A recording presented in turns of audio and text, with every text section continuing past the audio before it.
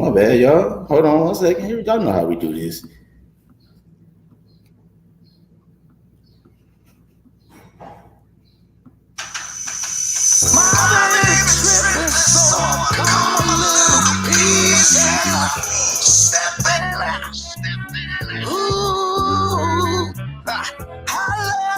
She do that one thing for me, baby.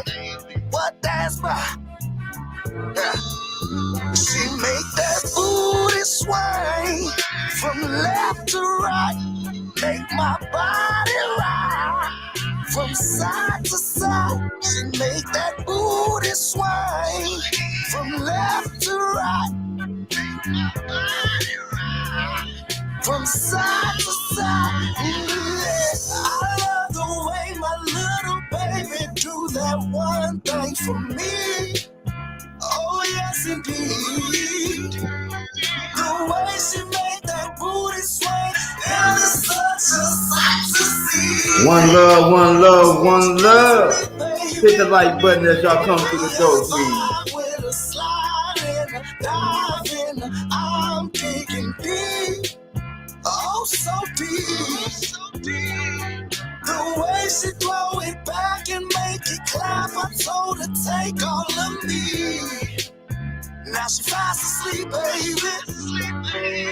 Face down, toot it up, smacking, pulling hair. Our phones ringing off the hook, and I'm still in there. My baby tripping, so I call my little piece and I'm stepping out. Ooh, I love the way she do that one thing for me, baby. What that's about? She make that booty swing from left to right, make my body rock from side to side. She make that booty swing from left to right, make my body rock from side to side. Ooh, the way I'm sipping this Patron got me deep off in my cup. Man, hold up and watch it how she moving. Ooh, I hope I don't fall in love. I'm thinking, baby, what's up with it? The way she move her body, make that booty swing. It make me wanna take her home to say my name and do it again, baby.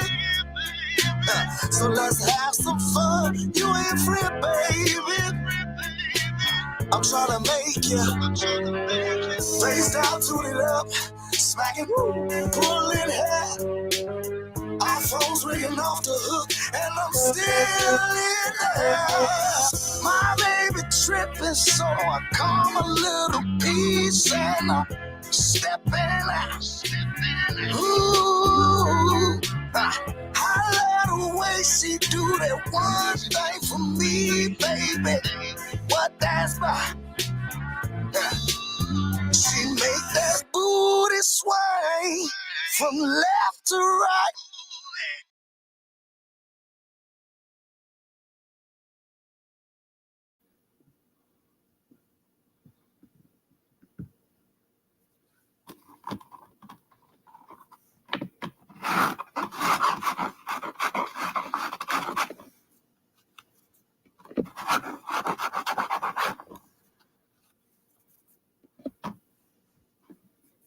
It's the gooch to you.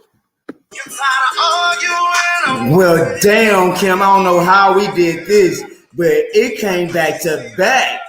Out. Well, damn, Cam. Damn, Cam. You a superstar.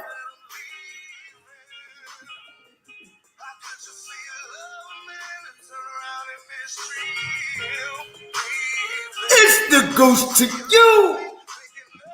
Mr. Goose to you.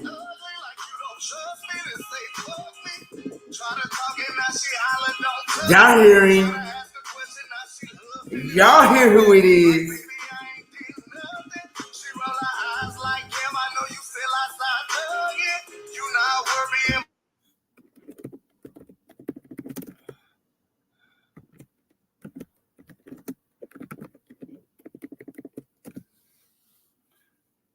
So you just booted me off, Gooch? That's how you feel? Hey man. Y'all know what's going on. It's the Gooch to you, Mr. Gooch to you. Cam the Baptist in the building, man. We present this boxing to you. Happy Resurrection Sunday, ladies and gentlemen. Happy Resurrection Sunday. Yeah. We don't believe in rabbits laying eggs over here. This boxing to you. So happy Resurrection Sunday or happy Sunday, whatever your demonstration is, right? So, Gooch, we had an amazing night of boxing, man. I don't know if everybody tuned in. Hey, every time I hear this part, bro, she killed you. So you just gonna interrupt me and just cut me off. I'm sorry, but she killed you. So you just gonna interrupt me while we talking to the people. She killed you. Good. I was talking. Hold on, listen, y'all. Listen to what she tell me. Gooch. Hold on, listen to what she tell me. Gooch, I was talking.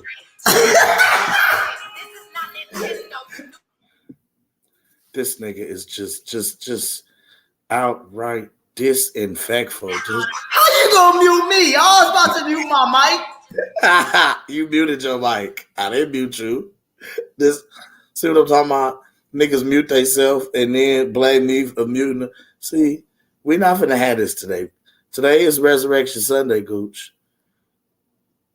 He is risen. Okay? Anyway. Happy Sunday to everybody, man.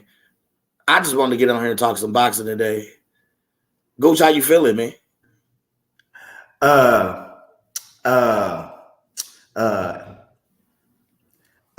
You already know how I'm feeling. I had to get all them out because we heard last night one of the most dynamic messages, I will say, bro, in a long time, bro. And I got mad at Cam because Cam was telling me all about this shit. Cam telling me, oh, Keyshawn did this, he did that. Nigga, I watched Keyshawn last night. I had to go, okay, so I was trying to do some streaming shit. It fucked me. So I had to go by ESPN Plus last night. So since I bought it and I watched the Shakur fight, and Shakur looked dynamic. Bro, he is in his man. He's with that man strength now. Oh, he got a grown man strength? He's at that grown man stage now. It's nothing but up from here. Shakur is the next pound for pound. But then Shakur, you have a little young pup that's coming up under you, or all your undercards, bro. Hey, he's not playing either. So let me get back to Keyshawn. Let me get back to Shakur, and then I'll go back to Keyshawn. So Shakur looked good last night. I had a call this morning from a person that was like, Shakur needs to fight more people. I'm like, man, bro, this is his first fight, though. So I'm going to cook on that in a minute, too. Let me get on Keyshawn, though. Keyshawn, that was a dynamic speech you did last night. Not speech, message. Message? I'm about to say straight message. That was a call out. What'd you say, Gooch? Call out. What'd you say, Gooch? In my Keenan Ivory Wayne voice? Message? Speaking of Keenan Ivory, hold on. All he had to do was, I still feel like he should have put a name on the envelope. You got to put addresses on your envelops. You always put addresses on. No. I disagree, sir. I disagree. The man we knew. Hold on, because what he did the cryptic shit to the man that do the cryptic shit. Come on. He did the cryptic shit to the man that does to the man of the cryptics, man. Come on. Don't do that. We play the game too sometimes. So you see, okay. So do Earl put a name on his cryptic messages? Well, no. So we can't do the same. We just can't call the other side of the street out, though. That ain't what we do. We put addresses on our envelopes, bro. Oh, brother Cam. Sometimes we play the game. Have you ever watched the Game of Thrones? I have. Okay. You know, in the Game of Thrones, sometimes you just have to play that game. Sometimes, brother. Sometimes you just have to. I mean, I know the moral part of it. We should let it be known that I want to fight Frank Martin. But we knew who he was talking about when he put Earl back. Man, I can't even lie. We knew exactly who he was talking to last night. When he put Earl name on it. Oh man, we knew exactly. First of all, no, I knew who he was talking to when he said the other side, the other southpaw that's on the other side of the street. I knew that. Excuse me, ladies and gentlemen, that's in the chat. One second. I'm about to drop the link only for Triple J, right? I mean, Triple J. Dang. Triple J. Sugar J right now. I do apologize for everybody that want to jump on, but I will drop the link once again. Cam will be in the chats. He's going to be reading the chats off for me today. We're going to be doing all this, but right now I'm just going to drop the link only for Sugar J, and then I will bring you guys in after we get done cooking. Man, Brick City was lit last night. It went up in Brick City. Like, sheesh. I loved it. Newark was it was so heavy last night. It was heavy in Jersey last night, for real, for real. Man, make sure y'all hit that like and subscribe button too, man. Thank y'all for tuning in. But yes, Newark was on one. Hey, shout out to my guy. Modern King Boxing, man. Shout out D Young. D Young just said it too. He said Newark was lit last night. Man, it was up last night in Newark, bro. Brick City came out in full effect for young Keyshawn and Shakur. Keyshawn is from Virginia. Shakur brought the city out last night, man. Hold on. So was it like this? Hold on. Was it like this?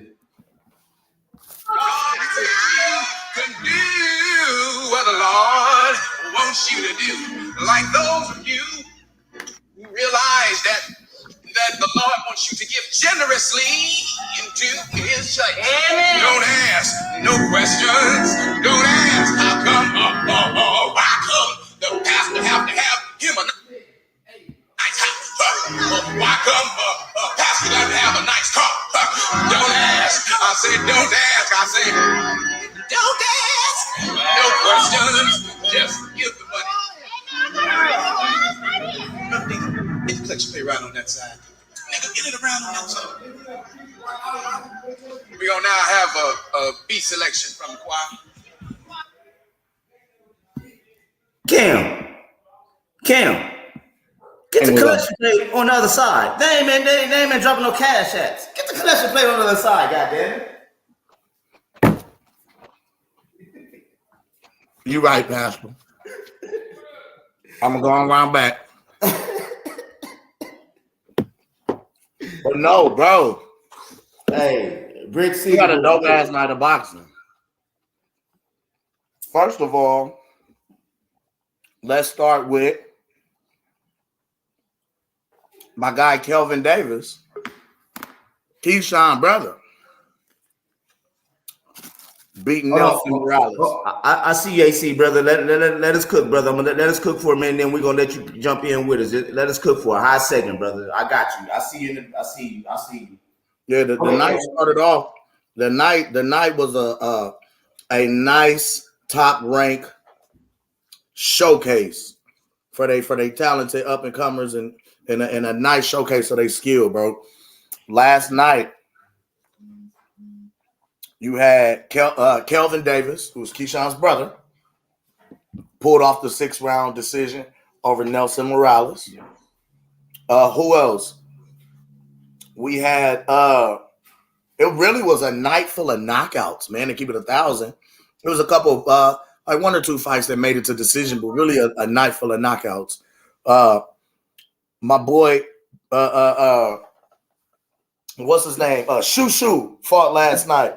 Bruce Shushu Carrington. He's a featherweight, man. He fought Brandon Chambers and knocked him out in the 2nd round, man.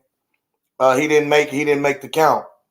He dropped that man. Gave him. He really was putting hands. He laid the hands last night. The hands were being laideth by young Shushu.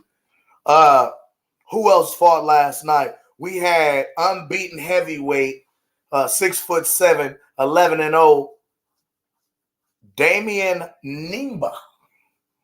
He stopped Curtis Harper with just like 22 seconds left in the whole fucking fight. It was actually a good fight. They was banging. It was a nice work rate by both big men. And he caught that man. He opened up on him in the 8th round and laid that man down. Who else? Troy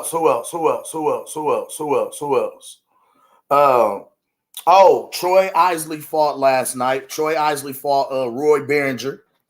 That fight really wasn't super exciting. We really just kind of saw Troy Isley just kind of cruise on him.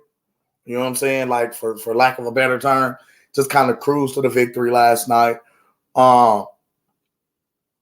He cruised to a decision.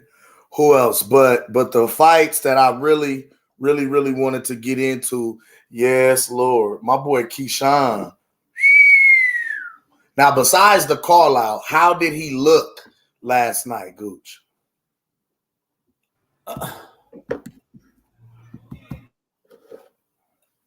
Because he did tell, he told Yidget, he told him, I can do whatever I want to do to you. If I want to box you, I can box you. If I want to brawl you, I can brawl you. Whatever you want to do, I can do. And I'm going to do that to you. Okay, my computer froze on me for a second. Okay, let me see if I can add this to the stream. Okay, here we go. This is the undercard. Hold on. This is the undercard. Man, Keyshawn looked great, bro. Keyshawn made a statement last night. Can y'all see that? Definitely was a statement made. Can y'all see the under? Okay, let me go here. And yes, to answer your question, Modern King, I didn't know fucking Troy Isley was a middleweight either. But yeah, he fought at middleweight last night. Threw me all the way up. Hold on, I'm going down. Y'all see what I'm trying to do. This shit. But yeah, so Keyshawn, first of all, he told him, "Can you dig it, Yidget?"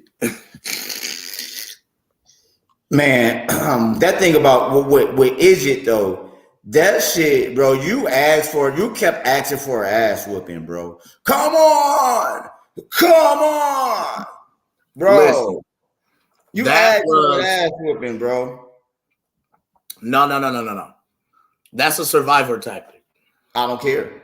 We saw through all that shit. You trying to tell us that you're not hurt, but you wobbling, wheeling, and bleeding all over the place. You can't convince me of that. He was hitting that man with some everything but the kitchen sink. And he was, come on! Is that all you? Soup. Wobble. Weebles wobble, but they don't fall down. That man was all over the place. He was all over the place. He could not defend himself. Now, I will be honest. I'll be completely honest. That 8th round drop. Whoa. That body shot. Oh. Whoa. That body shot. Whoa. That's all I can say is whoa. Dropped it at the end of the round, bro. That's not what I want. I had one earlier and I accidentally took it down and it showed who won and all that. That's the one I'm looking for. We got all that. But we got all that. I watched the whole card. But that body shot was disgusting. That body shot was disgusting. And the way he set it up, dug right up under the guard and just touched him. Okay, here we go. Can y'all see it? Hold on, can y'all see it? Antoine Cobb, Jalen Phillips, Kelvin Davis, Bruce Carrington, Brandon Chambers, Damian Nimba and Curtis Harper, Troy Isley and Roy Behringer, Jared Anderson, George Arias, and Keyshawn versus Anthony Yigit. And then Shakur versus Yoshino. Man, all I know is All I know is Keyshawn looked amazing. Now, what do you think about the stoppage? I think it was a little premature. Premature? I should have let him go out on his shield. Premature? But he wasn't defending himself, and ultimately we knew where he was headed. We knew what was going on. Okay. Then we get to the post-fight. That post-fight message to me, bro.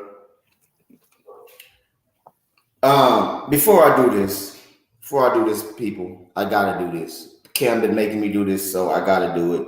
Even though you won your fight last night, won your card, sir.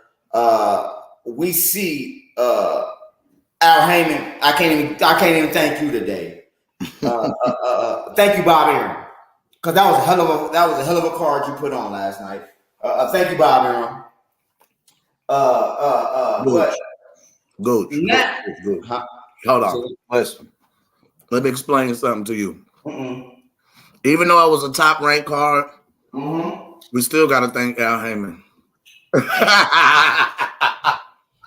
Damn. Still got to thank Al Heyman. Well, thank you, Al Heyman, for allowing us. But Keyshawn, Al, has been telling you guys that side of the street for about 3 weeks now what he wants. You see, one thing about that B&B connection, we tell y'all what we want. It's on you guys to respond and tell us if you going to give us the fight that we want. You haven't heard me yet. You see, Al Heyman, right now, my brother, you are in a predicament. You are in a predicament, my brother, of are you going to drop the best fights or not? You see, in order for any of your guys to become undisputed, you gotta go through Team B&B. That's at the welterweight. But now Team B&B is showing that we have a lightweight contender. You see, one thing y'all can talk about Bo Mack and his accolades as a boxer, but y'all can't talk about his accolades as a trainer. Trainer of the year. You see, Maurice Hooker was a champion. Jamel Herring was a champion. Hell, even So Cold Steve Nelson was on his way to be a champion. You see, one thing about the PBC that you guys got to understand is that B&B ain't playing. Y'all can come with the bullshit offers.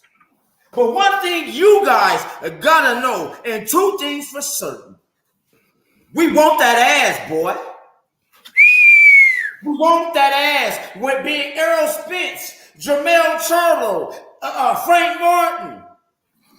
B&B is coming for that ass, boy. You see, Keyshawn is special. He's a special fighter. Definitely. That boy is fast as fucking lightning, dog. His angles is great. Accuracy, nasty. So when y'all come around and you Eurosexuals especially, see, y'all don't come to his boxing to you. Because y'all scared y'all gonna get converted to a bud buddy. So I understand that y'all stay away from his boxing to you. Y'all stay out the chats. Y'all in a playback game. I get that. But what y'all can't do is come and talk that shit on my shit, for the simple fact of the matter is my guys has been nipping everything in the bud. So now you got Keyshawn coming up. Now you got Keyshawn telling Frank Martin, you know what I want to do to you. Just like how my big bro told your big bro what I want to do to you. You can't keep running Al. You can't keep protecting, Al. See, this is protection from Bud agency is not going to happen when it comes to Keyshawn. You see, Keyshawn is coming. Yes, sir. Once you get done with Frank Morton, I can see a Keyshawn and Tank Davis. Oh, Lord. Come on and preach, Pastor. Hold on. Let me sway a little bit. Let me leave Keyshawn on the back burner. Now, come on and preach, Pastor. Come on and preach. I'm gonna leave Keyshawn. I'm gonna leave Keyshawn on the back burner for open panel. So now let me move up to the man of the hour. No. Wait a minute, Pastor. Wait a minute. We got to talk about Big Baby. Let's talk about Big Baby. Let's talk about Big Baby. Chapter of my life forever. Let's talk about Big Baby. How did Big Baby look last night? We protected that progressive. I'm gonna tell you heavyweight something. We left our blood. I gotta tell you heavyweight something. Well, Jamie. And I'm going. And let me talk to the big dog of the big dogs. Deontay, you got a young black fighter coming for that ass, boy. Deontay, you got a fighter that's coming for that ass. I'm telling you. Joshua, you got a young heavyweight that's coming for that ass. Usyk, y'all got a young heavyweight that's coming for that ass. Big Baby looked good last night.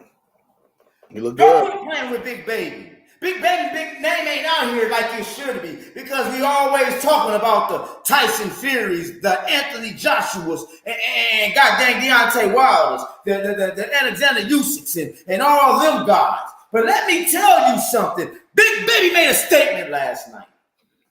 Big Baby gonna shoot. Big Baby gonna shoot. And if y'all felt that he didn't, let's petition YouTube boxing community to get Big Baby these big fights. Then let's see what Big Baby can do against a nice contender. You know what? What's your boy? I would love to see him against your boy that knocked Anthony Joshua out. Andy Ruiz. That's just what I was about to say. There you go. I'd love to see Big Baby versus Ruiz. I would love to see that. Mr. Golden, I hope you in the chat still because I have to tell you, Mr. Golden, the Bronze Bomber has a problem in the near future. He better retire. He better retire before he call out Big Baby name. I said it.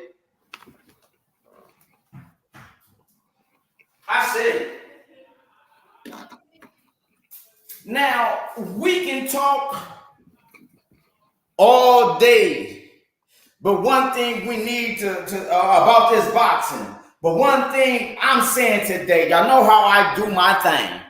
I am saying, I know a lot of you guys are saying this, but the next pound for pound, soon as Terence Crawford retires. The man to take up the mantle is who? The mantle will be, the torch will be passed on unto a young Shakur Stevenson. Ooh. Y'all didn't hear me. I said the torch will be passed on to a young Shakur Stevenson. Hey, Shakur looked great last night. Shakur has moved up. He has moved up into his man strength. He has pop now. He always had pop, but he didn't have pop like, oh my God. Last night, he hit that man with some. Bro, did you see that? Oh, he hit that man with some shit. That 3-piece that laid him down. Yeah. Shakur looked so swell. And let me get on you, Earl. He outclassed that man. Let me get on you, Earl. I gotta get on you, Earl, because you speak on shit because how you dodge shit. Because you made a cryptic message last week, 2 weeks ago, and said Frank Martin will be a better fight against Shakur. Don't you do that, boy. That's what I'm calling you're committing a boxing suicide. That boy will have a better opportunity to fight Keyshawn Davis and get his ass kicked by Keyshawn than go up and fight Shakur Stevenson and get mocked the way you about to get mocked. He loses both fights. Both fights. Honestly. I gotta speak on this though, Kim. Because once the torch is passed, did you see how B&B goes back into another situation. You see, Terrence Crawford will go into a situation of which little bro do I cheer for? Just like the Jamel Herring Shakur fight.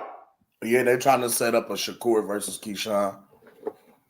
They're not going to do that just yet. Not yet, but I can see it. They on a collision course, bro.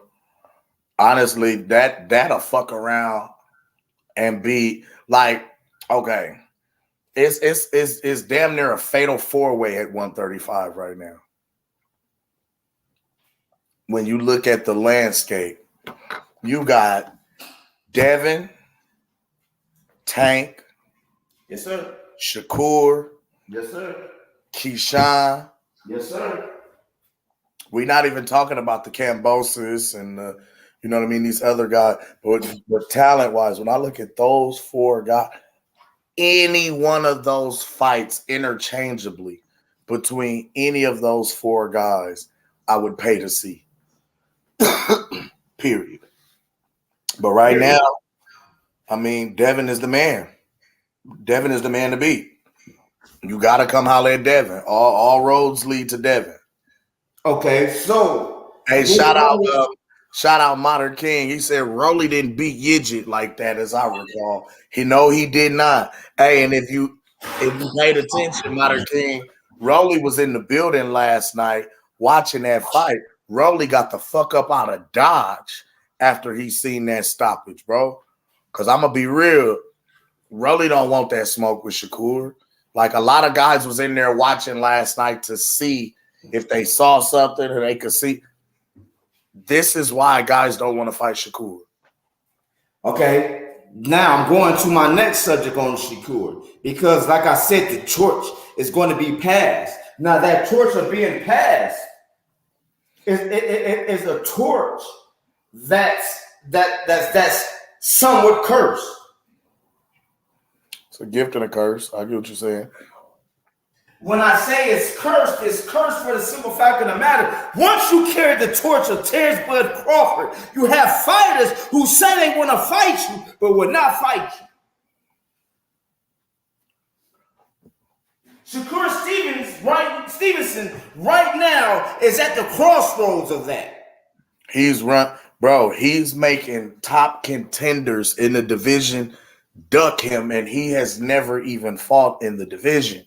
Like, listen, anytime you got George Kambosos, who just fought for Undisputed, right?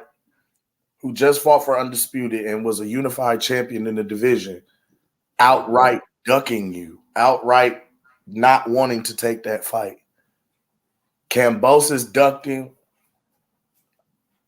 Pitbull Cruz ducked him, like outright.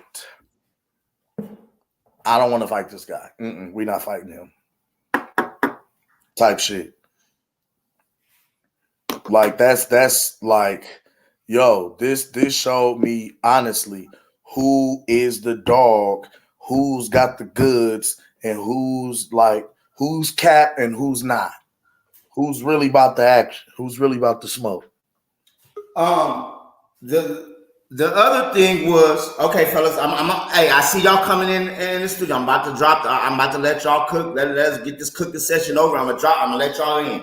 Just let me get done what I'm about to do. This is what I'm getting at now. The only thing about this curse to where it can be broken is Devin Haney.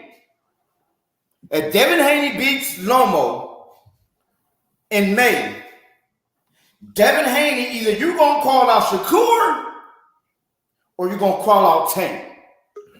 Oh, yes. Yes, indeed. We'll finally get the fights we want and want to see. At the end of the year, we're gonna either get Shakur versus Devin or Shakur versus Loma. If that happens, Now, if Lomo ends up winning, I feel we'll see a Tank in Devin, maybe. yeah. But then, what is Tank going to do doing all this? Because Tank, you ain't making a noise against the big boys.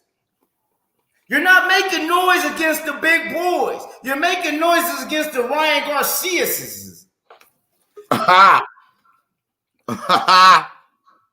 You're making noise against the Rolly Ramirez. But you're not calling out your fellow black fighters. Yeah, you say you will fight them, it'll be a good fight. But I'm just letting you guys know that right now, nobody in the lightweight is fucking with them two. Somebody mute their mic, please. Somebody mute their mic. That's gold, man. But what I'm getting at is the curse, bro. Devin Haney is the one. If he beats Lomo, he's the one to beat the curse. Nah, not yet. He's the one to break the curse. Why I say he's the one? Because Earl Spence, he's in an Earl Spence situation, Cam. What you mean?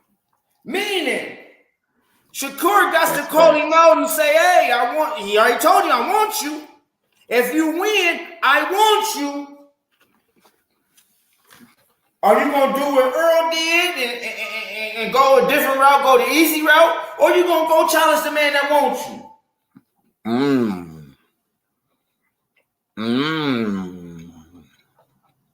That will break the curse, Cam.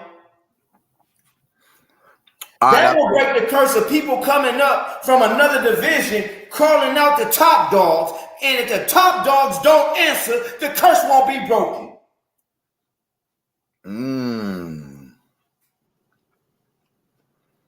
Well, we good to talk, fellas. So I'm open. The panel's open. Y'all see the people's in here. We're chopping it up. But y'all heard it here first, though, because now I'm waiting to hear the narrative of the boxing curse, because the boxing curse is real in my eyes. Nowadays, this generation of fighters do not want to fight the best. It's on Devin right now. Devin went to go fight Lomo. He's been wanting to fight Lomo for a long time. This time is coming. Devin, if you beat Lomo's ass, you better call Shakur out. Not gonna happen, bro. You know not gonna happen. We not gonna say you can call Tank out. That's the fight that it's gonna go down like this. You're gonna get Tank versus Shakur before you get Shakur or Tank versus Dev. You'll get Tank versus Dev or Tank versus Shakur, but I don't think we'll see Dev versus Shakur next. I don't see that, because Dev is already facing weight cut issues. To fight a guy like Shakur and you got weight issues, that's Errol Spence versus fucking Terrence Crawford. But I understand the man got talent. I understand they're both super talented, but I would give the advantage at 135 to fucking Shakur Stevenson. Right now, I think Shakur got more power. Check this out. Did y'all hear that Devin said he's not moving up no time soon? Yeah, Devin said he's fighting at 135. Hey, Gooch and Camp. Yeah, that's what I was about to allude to. Hey, I ain't gonna lie, man. Yeah, I heard that shit live and in person, dog. That nigga Bernardo Osuna said he texted them and said he ain't moving up. Now, here's the thing. Now, you can't go back on your word and talk about you staying here and then y'all fuck around and move up. next fight, because niggas ain't gonna want to hear that shit, bro. Like I say to y'all, and a lot of people might get ruffled by this, bro. This shit about to be way nastier than Errol Spence and Terrence Crawford, bro. There's a lot of people who invested into these guys. Like you hear right now on other channels, man. Like shit getting nasty over this Devin Haney and Shakur shit. This shit is gonna be mad toxic, yo. At 135, it makes no sense though, bro. Can you seriously tell me? I know, AC. Hey, look, AC, I'm in agreement with you, bro. Oh, okay. Like, listen, I don't think that nigga Dev gonna stay. But the fact is, if that nigga say he's staying and he fuck around and move up, bro, that nigga gonna look like Errol Spence, bro. He gonna look like Errol. He gonna look like Errol Spence, bro. Like, and I hate that for Dev because I like Dev, but yeah, what I mean. But at the end of the day, you know who gonna be thrown under the bus for that decision? It ain't gonna be Shakur. It's gonna be Shakur. Nope. It ain't gonna be neither one of them. You got to think of the Teofimo situation. His dad is the one who's going. Bill Haney gonna take the blame. 1,000%. Damn, AC, you hit what that. What I missed? I'm sorry, I had to slide out for a second. What I missed? You're right. Go ahead and spill it again, AC. Say that one more time, AC. Yeah, I was saying, if Dev move up to 140 after the Loma fight, I was saying Dev is not going to be blamed for that. The person who's going to be blamed for that, 1,000% in my opinion, is Bill Haney, Dev's pops, because he's the one who's doing actually all the talking. You feel what I'm saying? So at the end of the day, it's going to be Sean Porter's situation with his father, Teofimo with his father, and every other situation like that where they like, yo, y'all guys got to get out of this LeBron ball or whatever. LeBron ball situation, man. Because y'all the commodities, not your motherfucking father, not the dadagers. Yeah. Exactly. I got you. Hey, AC, I'm in agreement. Hey, yeah, AC, I agree with you, bro. I was just gonna say that too. Like Bill, Bill is doing what he's supposed to do, just like LeVar did for his kids, bro. But this only gonna hurt Dev, man. Like, like, that's why I'm glad you brought that point up, bro. Like, physically, we all know as fans, it's gonna if you take that fight, Dev, you going uphill. Although on paper you might be the favorite, but to the fans who know what's going on, you definitely going uphill with this one. And a lot of people may be like, I don't know if Dev gonna pull this one off, because Shakur coming up and he's growing into that weight. Dev, you can't barely make that weight no more. So what you doing? What are you doing? Get the fuck up out of there. That's my thing. Fight Loma and skate. Go up to 140. Go up to 140 and immediately challenge whoever got that WBO belt. So at least if you broke out from 135, a person can say, yeah, but he ducked the smoke. But then the rhetorical is, yeah, but he went up and got a belt. Now he could do his thing and go collect those other belts. Now, okay, now I get that. I definitely get that, because that will be his automatic, with him being undisputed. Yes, sir. Move up to 140 and automatically challenge the 140 champion. Yes, sir. WBO champion. That's true. That's true. Yes, sir. But now, is that really what we want to see? As fans, no. Because I'm like, wise and body wise to Dev, that's the best thing to do. As fans, hell no. Now, don't get me wrong. 140, I think there's some good fights for Dev. We got a Regis Pro-Gary. Josh Taylor would be a good fight. Even Tio would be a good fight.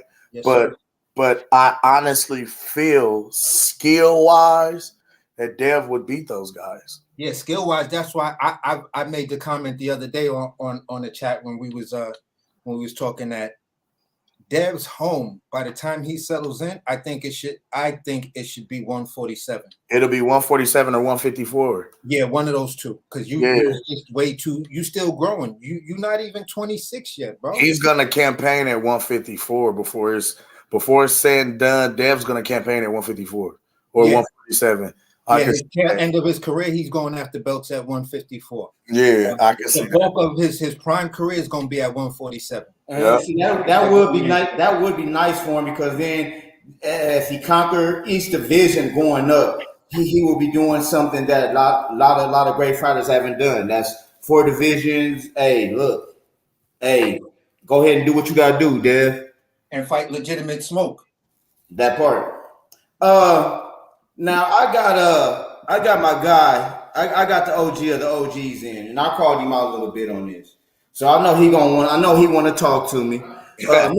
Mr. Grove. All right, I'm gonna put it on mute. Hold on, let me go get my microwave popcorn. I'm gonna put he finna cut your ass the fuck out. Mr. Gold. This gonna be interesting right now. Mr. Gold. I'm gonna mute it up. Mr. Gold, yes, I see you. I see yes, you. Sir. Oh, you yes, can sir. hear me. I can hear you. I really don't have shit to say. One love to you, fam. I really don't have nothing to say today. I'm just listening in. Hey, Mr. Gold. Oh, bitter ass. Mr. Gold, you do know Deontay has a problem now, don't you? I hope you watch that problem he's gonna have in the near future.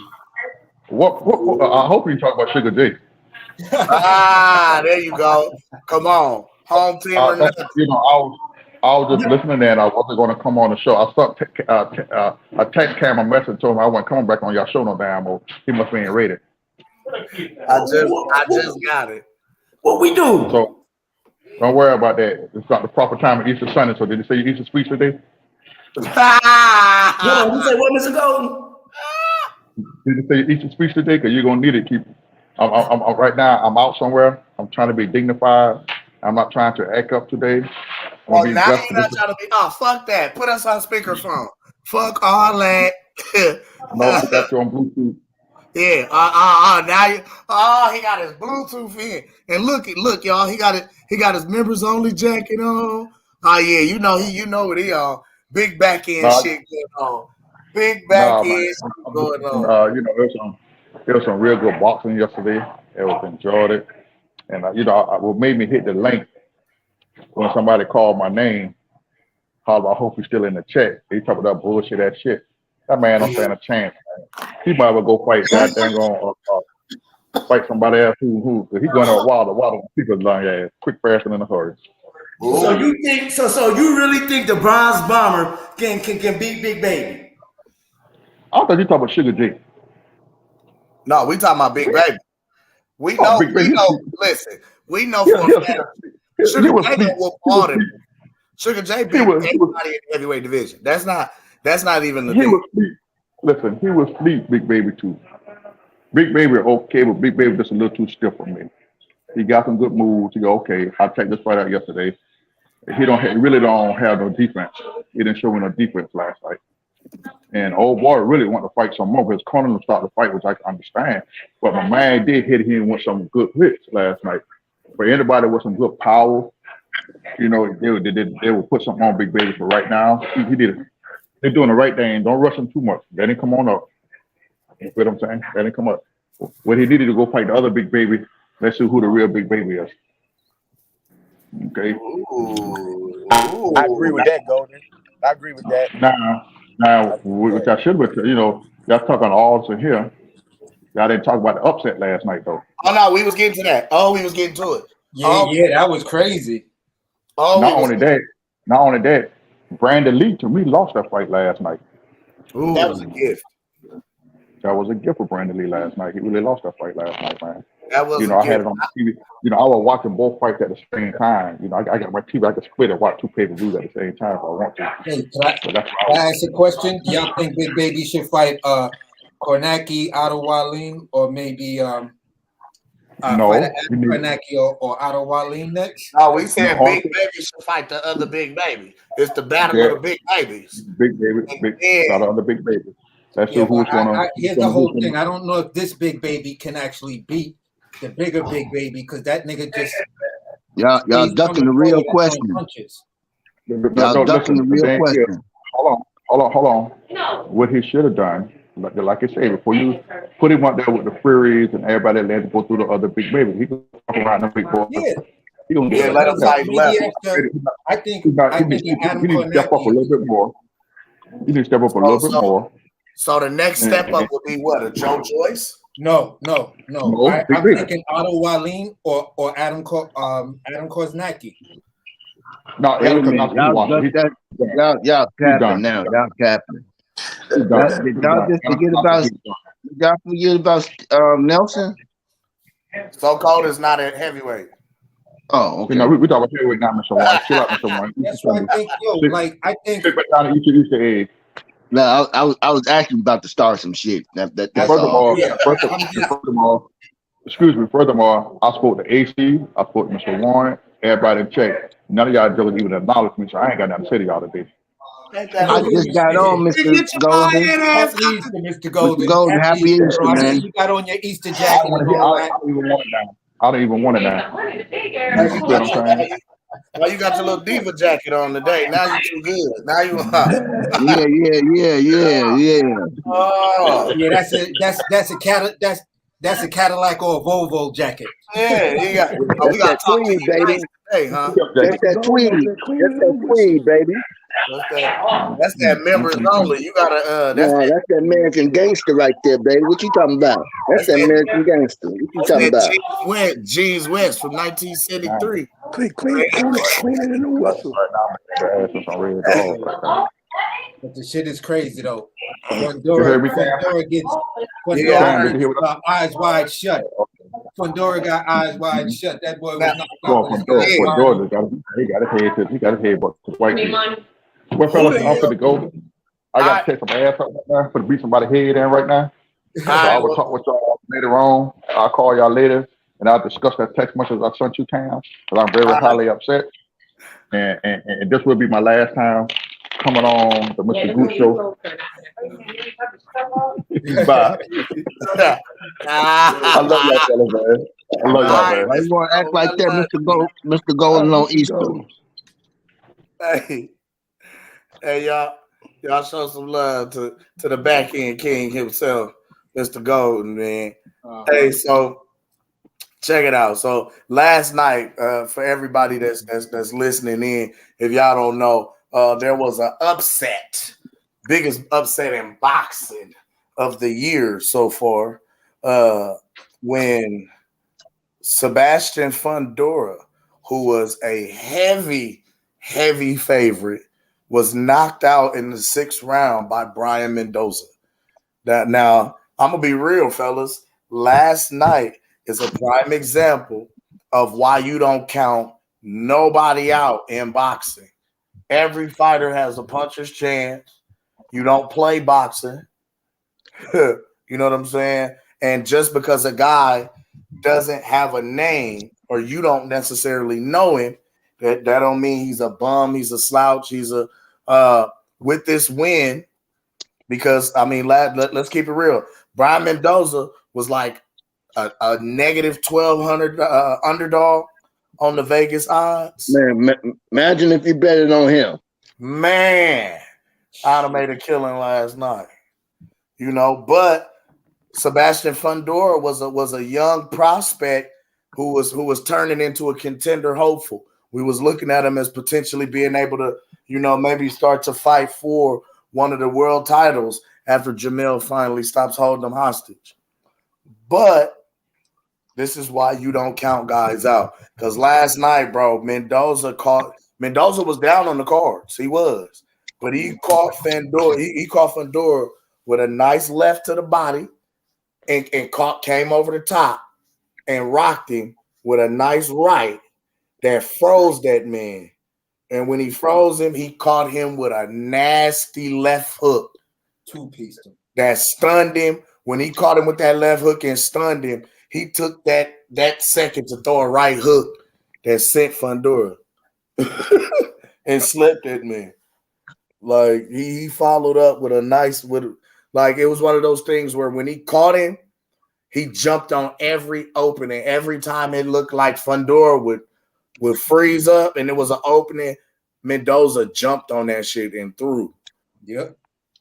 Beautiful. Mm-hmm. Like last night was, that was, he knocked him out cold. Yeah, the nigga was sitting there blinking his eyes and looking at the ref, smiling, and I'm like, yo, he's out. He has no idea where he is. Because even after the 10 count, the ref grabbed him. He kind of like did the weird "I'm still out, but not quite here" hug. Like, is somebody there who's trying to hug me? You feel what I'm saying? He was out. That man. Yeah, he was in Disneyland. He was in Disneyland. I'm about to say, yeah, he was in Narnia, bro. He was. You saw the heart stars and horseshoes, clovers and blue moons dancing around his head. He was for real. I was like, whoa, what the fuck? Bro, you saw flashing lights. I've been on the fence about this Fundora dude. I'm like, yo, you are too fucking skinny to be fucking around in that weight class, bro. You should be up there 175, 185. I've been telling cats from the beginning, if you just go to Fundora's body, just go to his body. Yeah. Go to his body. You'll open all that up. And yes, that's what Laura did to him when he dropped him for the when he made him take the knee. Mm-hmm. You feel what I'm saying? He just started attacking the body, and that shit broke him down. This dude, you're too fucking skinny to be boxing, and there is nothing around your body. But the thing of it is, too, he caught Fundora the same way Fundora likes to pull out. Fundora always pulls straight out. Yeah. His chin in the air.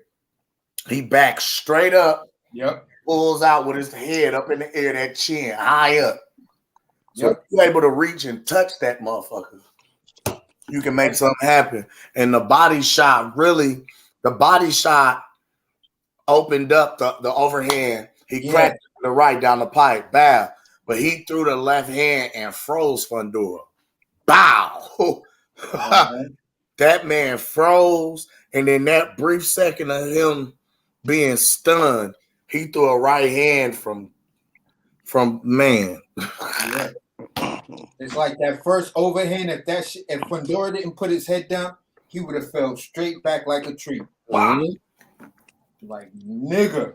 He caught him with some. I said, okay, Mendoza. Samson, this fight is 2-on-1 right now. So fellas, look, when with the Fundora, because I didn't see the Fundora. Hold on, say it again, somebody. Oh my bad, y'all can hear me? Somebody dropped out. Y'all can hear me? Yep, go ahead.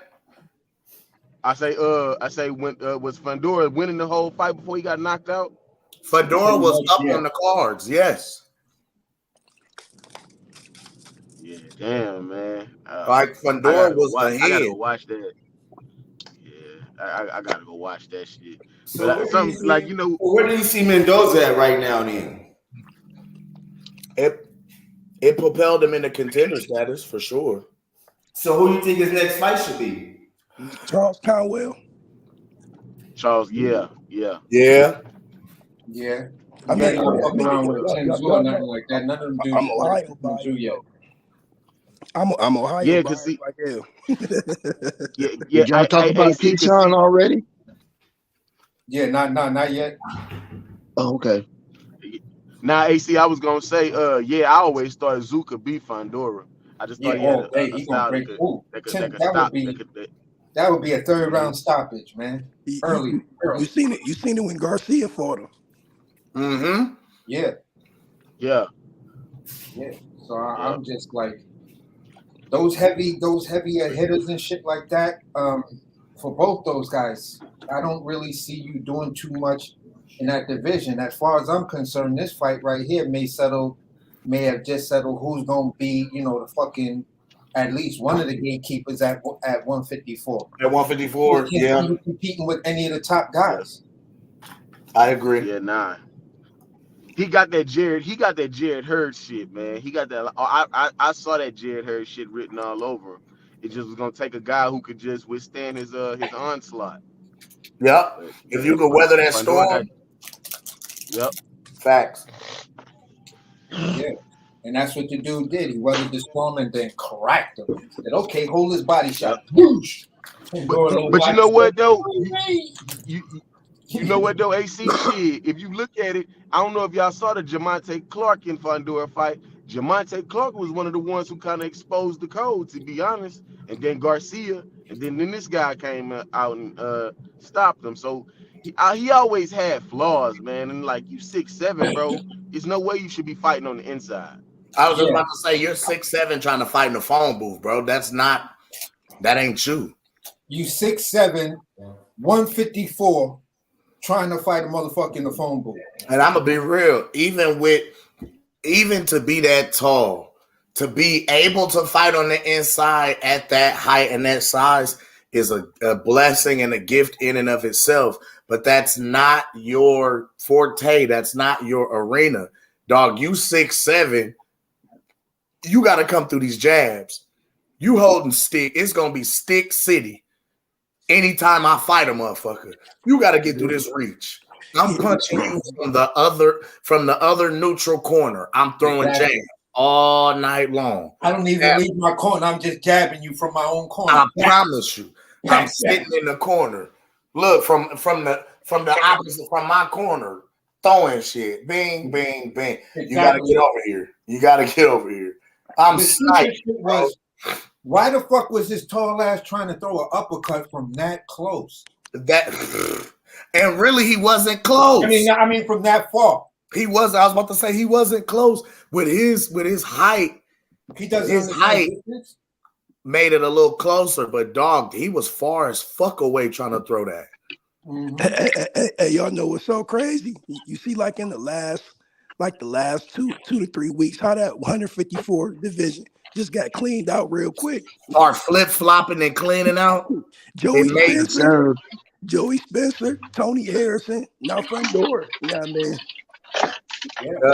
They falling like dominoes, and the thing is, Jermell ain't even had a fucking fight yet. Yeah, he ain't fought nobody, but I had Jesus Ramos beating the front door anyway, though. I think he overall had the skill set to fight. Hey, man, listen, Bono Ramos is a fucking problem, man. Bono Ramos definitely is a problem. When I found out about Bono Ramos because he sparred Bud, man, and that's why. Listen, and not to jump on this EJ and Bud shit, that's why I just don't feel like Spence gonna beat him, man. This nigga is fighting guys that fucking big, and when the interview with Fight Hype that Bono said, he was like, "Yeah, I sparred Crawford, man," and just let me tell you, it was just something that I just never even seen before. Like anytime I thought I was close to him, and he's in close range to be hit, he moves and he swings with me like he's like. It was just a masterpiece, and like he learned a lot in the Joey Spencer fight. You saw he learned, yes, bro. Turning those punches over, pushing Spencer, doing the like how Shakur goes to the body with the two hands. With the two hands, he cover your guard on top and go down low with the yes. Yeah, he learned that shit from Crawford, bro. Bono Ramos is a fucking problem, man. Yeah, I definitely see him. And I think you know what? If Fundora might have won last night, I think they probably would have probably try to set that fight up with him because he's moving up in the rankings pretty. It's coming up, yeah. So maybe Mendoza and Bono Ramos can get it on. I would like to see that. That would be an explosive fight. Yeah, that fight right there. Like I said, I'm from Ohio, man. So I'm rocking with my Ohio niggas, man. So. I got a root for Charles Conwell to get in there with one of them. That's what you say. Hey, push Conwell, baby. You got to push him. Home team or nothing. Fucking sure. Right. If it ain't Bud, I'm rocking with the home team. You know that. I like Caldwell though, man. Yeah, I do too. I like Caldwell. See, but that fucked up because over here in New York, I ain't really got nobody. I ain't really got too many people. I mean, I got young boy from Brooklyn, skinny dude that won the other night. You talk about Jihad Tucker? Yeah. You gotta. I like the night before the. You got secure though. You got your neighbor secure. Nah, he you know, New York niggas don't fuck with Jersey niggas like that. You know, I understand that, but see, gonna have to, they band together every now and then. That's cat. They throw down every now and then. But a Brooklyn dude, we don't fuck with them Jersey cats. I'm about to say Brooklyn don't fuck with Jersey like that. Hey, check this out, AC, especially as a Yankee or a Giants fan. Hold on, Cam, hold on. AC. Yep. So you mean to tell me you one of them guys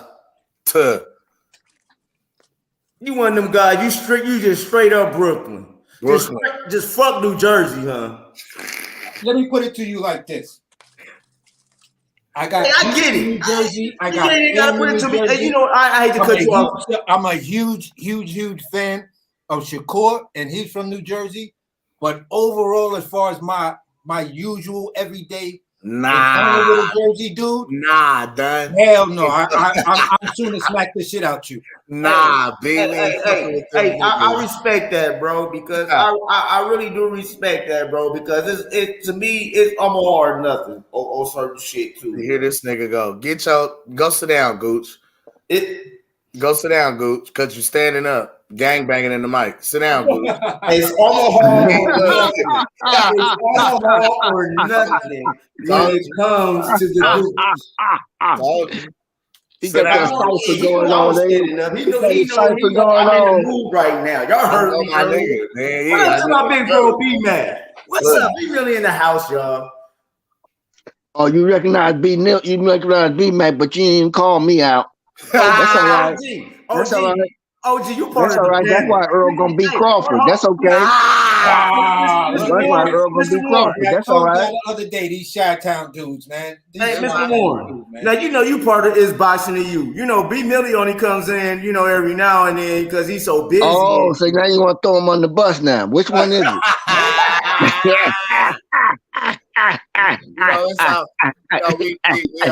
Right now, Mr. Good, I'm messing with you, G. Mr. Ward, we just a panel of regular Joes. You know, it's only so often we get a celebrity.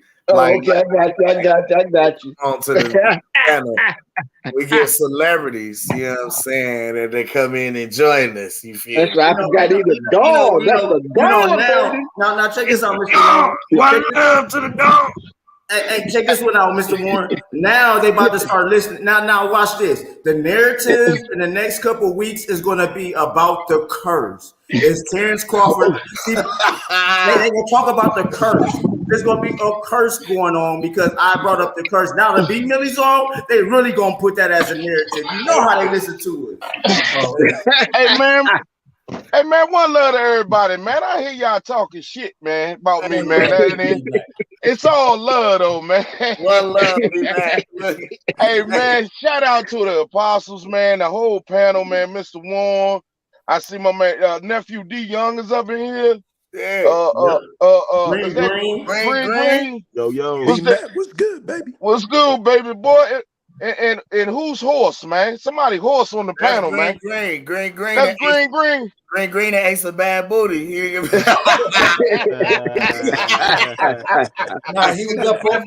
up all night singing Booty Train to that girl that lived in the project. Hey, what's good, man? What's good with you, man? What's good? I see you over there, man. What's good with y'all fellas, man? I hear y'all cooking, man. Y'all out here cooking, man. Y'all make sure y'all hit that like button, man. Subscribe, y'all out there in the chat, man. One blessings to the panel and the chat. And the apostles, man, Pastor Gooch, Cam the Baptist, man. One love to everybody, man. Y'all out here cooking, man. I came in and stop in and check in on y'all, man. I heard that shit about where, B-Mac coming in every once in a while. I heard that shit. You heard it? Yeah, I heard. I said B-Mac's a busy guy. I did say I heard that. I said B-Mac's busy though. Yeah. You know what I'm saying? He threw me under the bus like a motherfucker, like Mr. Warren and shit. Hey, wait. He threw Mr. Warren up under the bus. He turned right around and threw you up under the bus. Somebody get Gooch a bus ticket. What the fuck? Hey, man. I heard y'all cooking on that front door, man. That's hey, Cam, you was making an excellent point, man. That I wanted to say my damn self, like, everybody sit back and they watch boxing, and they never expect this type of shit to happen, but this ain't new. This ain't new at all. You know what I mean? At the end of the day, this is why you got to let these fighters fight. You know what I mean? Because you want to know the outcome. The funny part to me is that if Fandor would have beat Brian Ramos? No, yeah, Brian Mendoza last night. Everybody would have said that nigga beat a bum. Yeah, they'd have called Mendoza a bum. They would have called him a bum. They'd have called him a tomato can, a bum, or he beat another cab driver, just like we expected. When is he gonna fight? Real talent, real competition, all of that. All of that, man. Yes. That's why we got to sit back and watch the fights, man. Giving people opportunity when they talk about sanctioning bodies and shit like that. And they, well, nah, man, he ranked like this. Well, who else is this dude? Who you gonna Brian Mendoza? Why should he get a shot? This is why he should get a shot. You know what I mean? Right. Put them in there and let the motherfuckers, fight and build up their rank. And the next thing you know, this man got an opportunity to shine. And shout outs to him for knocking Fondor the fuck out, because that's exactly what he did. Now I heard what you said, Cam, about the pullout, but I had to disagree with you on that's how he got knocked out. He didn't get knocked out on the pullout last night. No, he got knocked out between punches. He tried to swing that between punches. Yes, the body shot opened him up. The right hand upstairs backed him up. The left stunned him. And the right. No. That motherfucker tried to throw that uppercut and got caught. He got caught with that left hook. That left right. He too tall to be fighting inside like that, bro. He too long and tall to fight inside like that. And he tried to throw, and I don't even know why he tried to throw that fucking uppercut, especially at that distance. Yeah, like that distance. He got caught. He was trying to get Derek James to be his trainer and learn how to fight on the inside like Earl and everybody else. And that shit out. And the thing about it is that he can fight on the inside, but he shouldn't fight on the inside because he's too tall. He's too lanky. As tall as he is, he's too long. His inside is still mid-range to most fighters. You know what I'm saying? Got caught and knocked the fuck out. Yeah. Like, because when you look at it, he went to throw that inside uppercut. He was still at mid-range for Mendoza. Bop! Man, yeah, that right at the tail end of Mendoza's punch. He was right at the tail end of the punch. The worst place to be. If he was mid-range, he would have probably ate it. You could tell because when he caught him, he just stopped and just stood there. He was like, hold up. My brain just said I got punched in the face. That's the thing. You ever see a person get hit and they just stop and look at you? It's like before the next punch comes, they see it coming, but they mind can't make their feet move. They just that man got uppercut at the knee, man. He just watched it. Fire.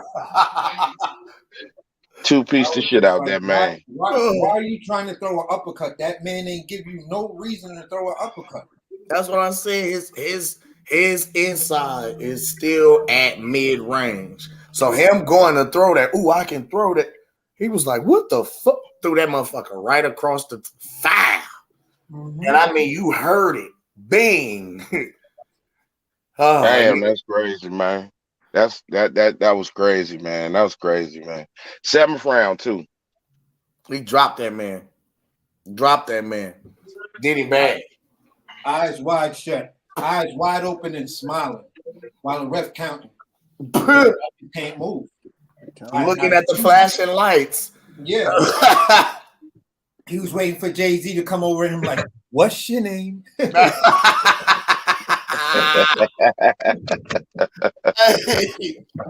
All right. And y'all touch on Keyshawn yet? Oh, y'all about to say we was just about to get to that. We did that, but we about to get back on that. So B-Mac, let's talk about Keyshawn. Okay. What you think about the statement he made last night? Because to me, that was one hell of a statement. Hey, that's how you call a motherfucker out, man. You know what I'm saying? Hey, you said, look, man, I want to fight you.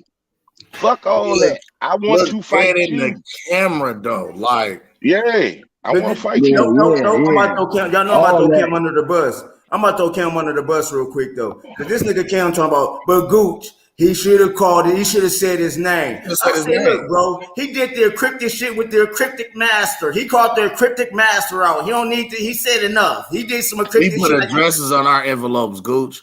If I got a problem with you, I'm gonna holler at you directly. I'm calling your name, bro. Like, yeah, fuck Gooch. That nigga, yeah. I want to fight you. Can I ask this question?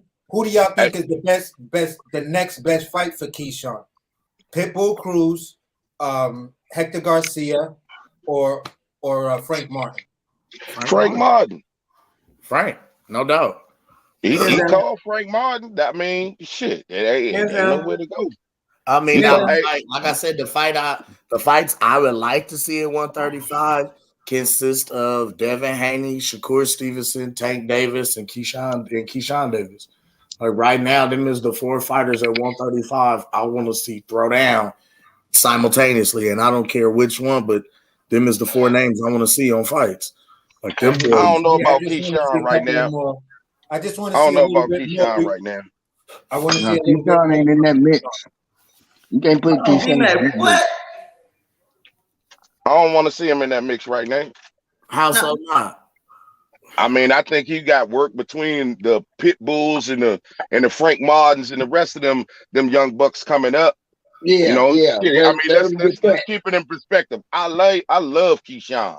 I think Keyshawn is a bad boy, but we got to keep this in perspective. He had 8 fights, bro, and he ain't fought nobody yet.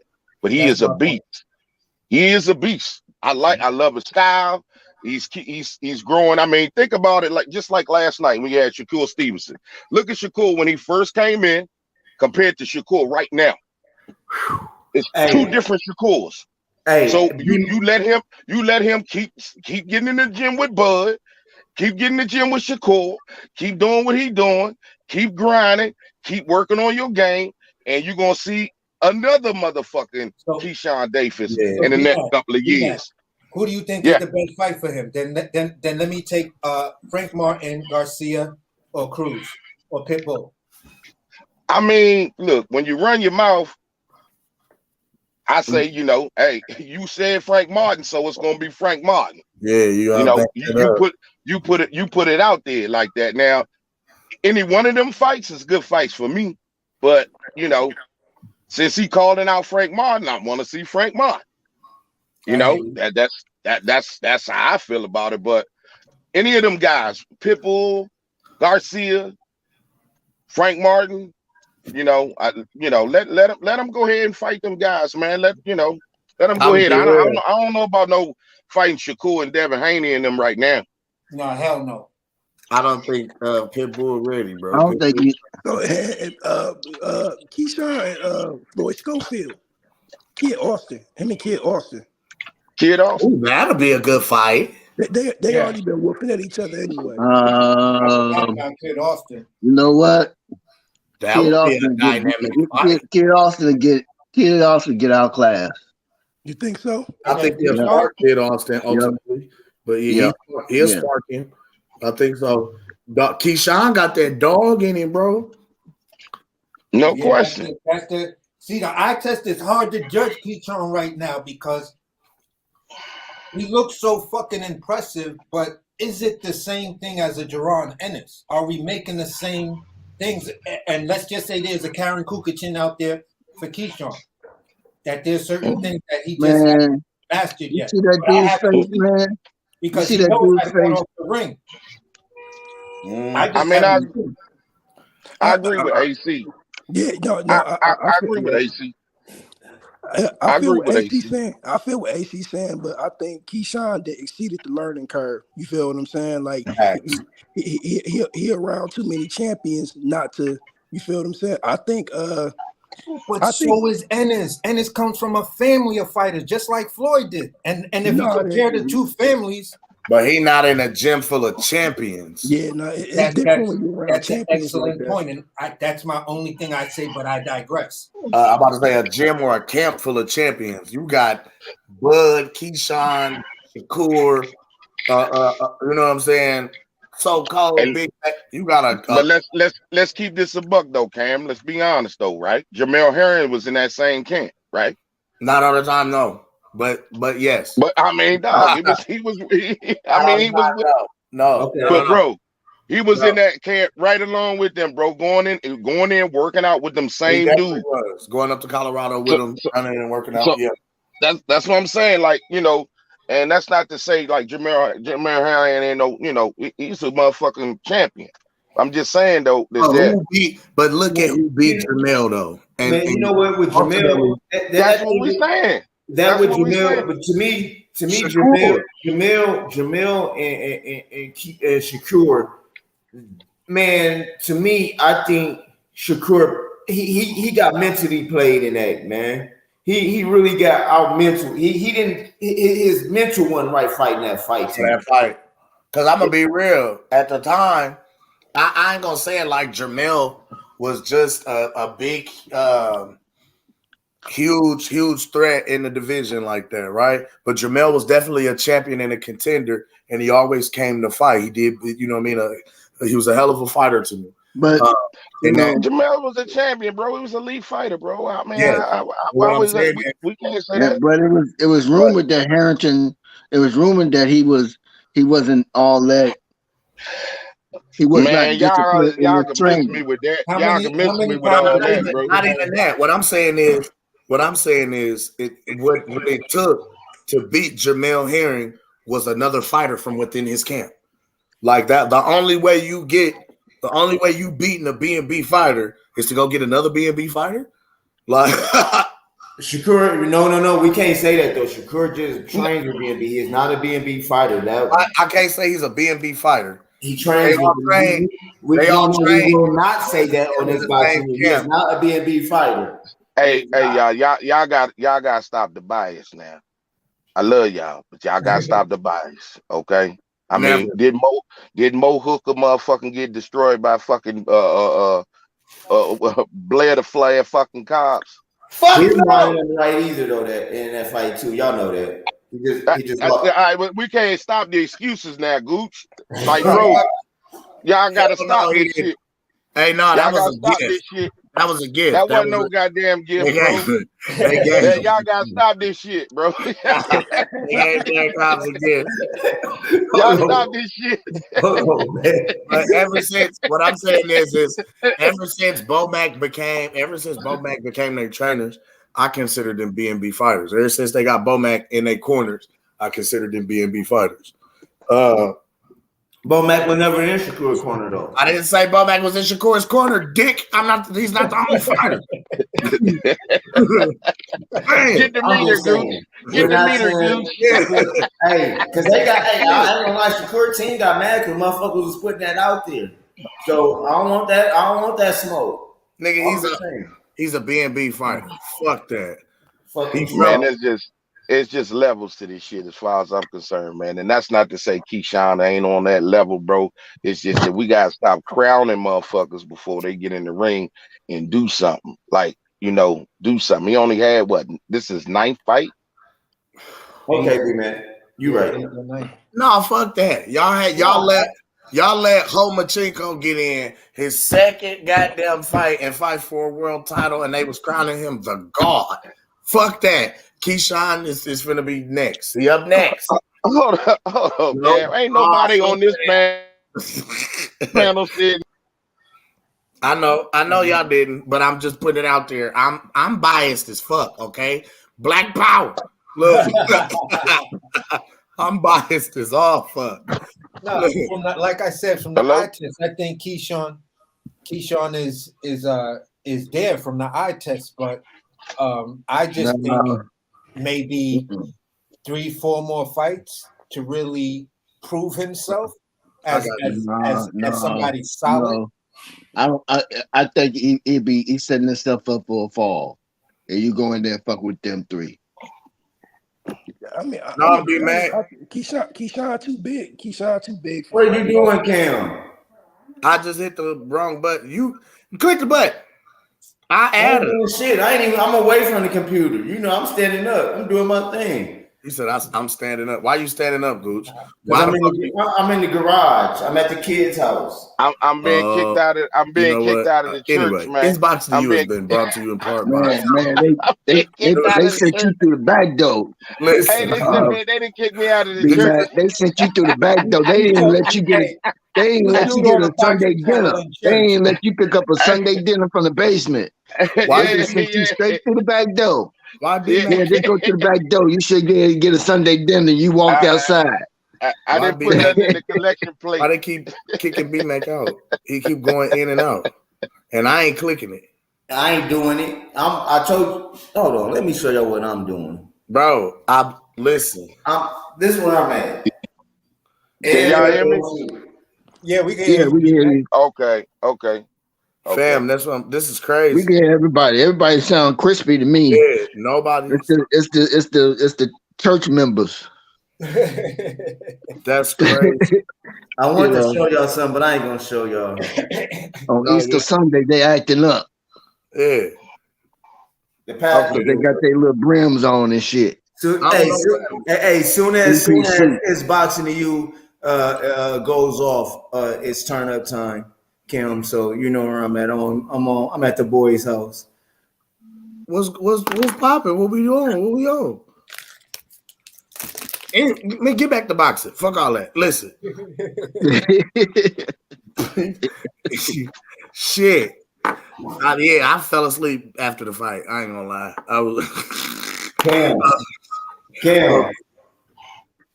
I fell asleep. Cam, I thought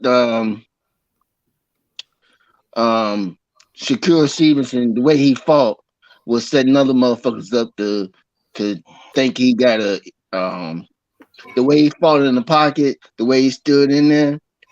I know that's not his game, but I thought he did that just to convince some other motherfuckers to try him. He did that he did it to show he had knockout power.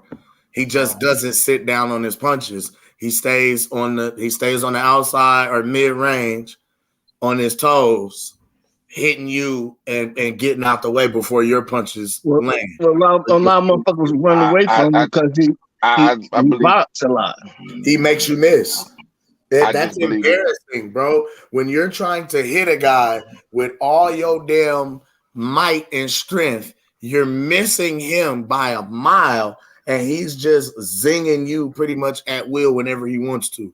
And it ain't even gotta be hard punches, but sometimes the way them punches look, the way your head snap, the shit looks harder than it might be.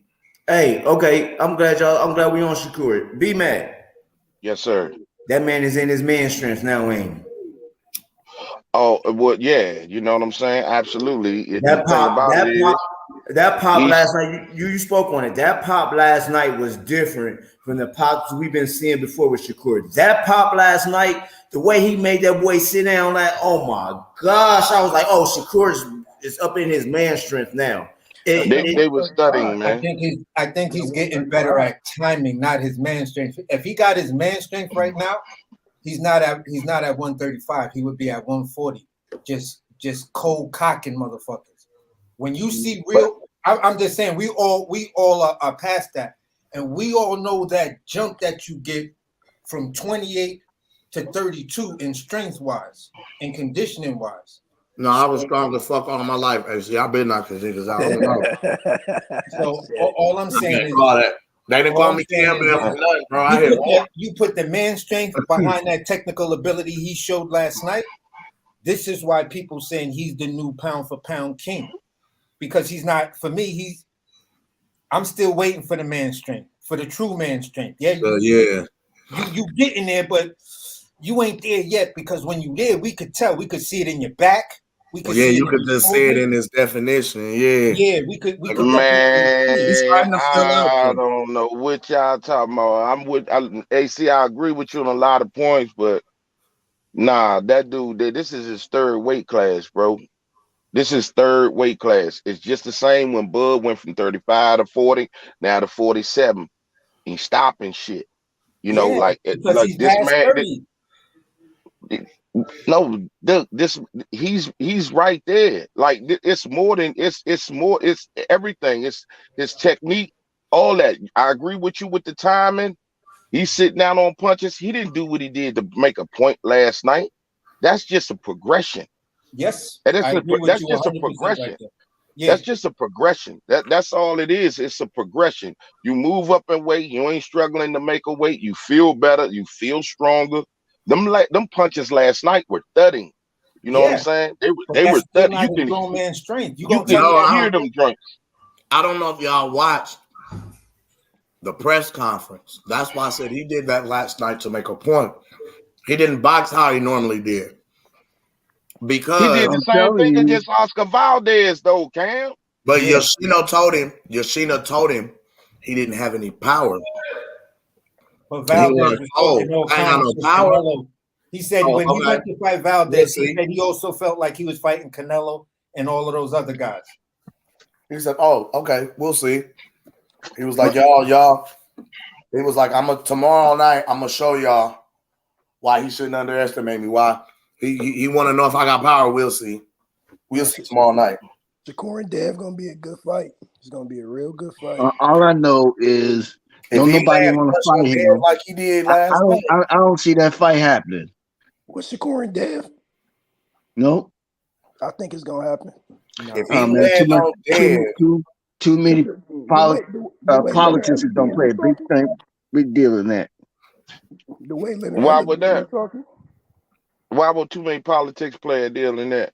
Well, first of all, after the Lomachenko fight, Top Rank is no longer in the mix unless they re-up with Top Rank. Nah, Shakur still signed to Top Rank.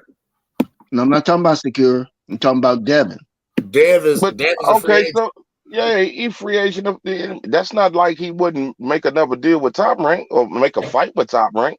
Yeah, he's a contractual free agent. He can go where he wants. Because I mean, if you think Tank gonna get in the ring with him, you know that ain't happening. Tank not fight Devin or Shakur at all. He ain't worried about fighting.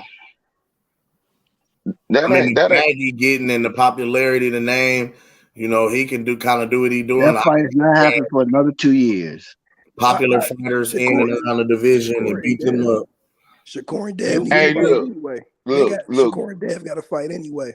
They got to fight. They got to fight before one of them even think about fighting Tank because they got to build. Bill Haney was smart. They were smart. Bill Haney was smart by saying that Devin is staying at 135 for the build-up of Lomachenko fight. It's all, you know what? It's all about getting that pumping that Lomachenko fight. And once they beat Lomachenko, I guarantee you things are gonna switch right in the midst of it. Bet you gonna be look. They said they were staying the rest of the year. I understand. So right now, what the rest of the year is what? Today is what? April. When they fight May. Yeah, May. Okay, so then they off for another maybe 3 months, 2 months, 3 months. Hey, Mr. Warren, if they don't make that fight, that means Devin all cap. Yeah, for sure. If you don't make that fight, nah, him and his daddy all cap. Nah, if that's the case, Dev ain't gonna Devin stamped on it too. Because he followed what his daddy say. Yeah, he followed what his daddy say. It's not gonna be like that because everybody already like. Well, Bill Haney talking too much. He's saying this too much. Damn talk shit on his own too, though. Damn talk shit on his own. Yeah, he's talking shit on his own. But business-wise, it makes business and body-wise, like I said earlier, it makes no sense for Dev to fight Shakur at 135. Not when you're having those issues you've already showed in a couple of other fights, not just one fight. You showed. What's the only other fight at 135 that makes sense? What issues? Wait. He ain't missing 135. He's too big for 135. He gonna start to go through what Ortiz is going through if he don't get about that weight class. Ortiz is going through what he going through because Ortiz was used. Never mind. But yeah, that comes from you develop that condition from utilizing and putting foreign substances in your body. Man, y'all can't say that, man. That is a way, man. But y'all, that man ain't pop. All I'm saying is his body. If he tries a big fight like fucking Shakur Stevenson at 135, it don't matter what the excuse is. I guarantee you, Devin is not staying at 135. Not in the next 2 years. That's all to sell. That's all to sell that Lomachenko fight. I guarantee you. It's gonna be Mr. Warren. You missing me with that one, Mr. Warren. I'm sorry. You missed Yes, me. sir. This How do market you have to base. sell? How do you have to sell a Lomachenko fight when you already fighting them at 135? And How, Because what difference does that make? No. So this is the deal. A lot of people are getting on Devin Haney and Bill Haney's ass for talking that shit.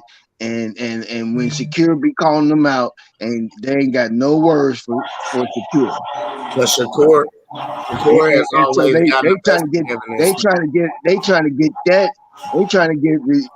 to get that to die down. So after the Lomachenko fight, I guarantee you it's gonna be after when we say September, maybe we'll be talking about that fight.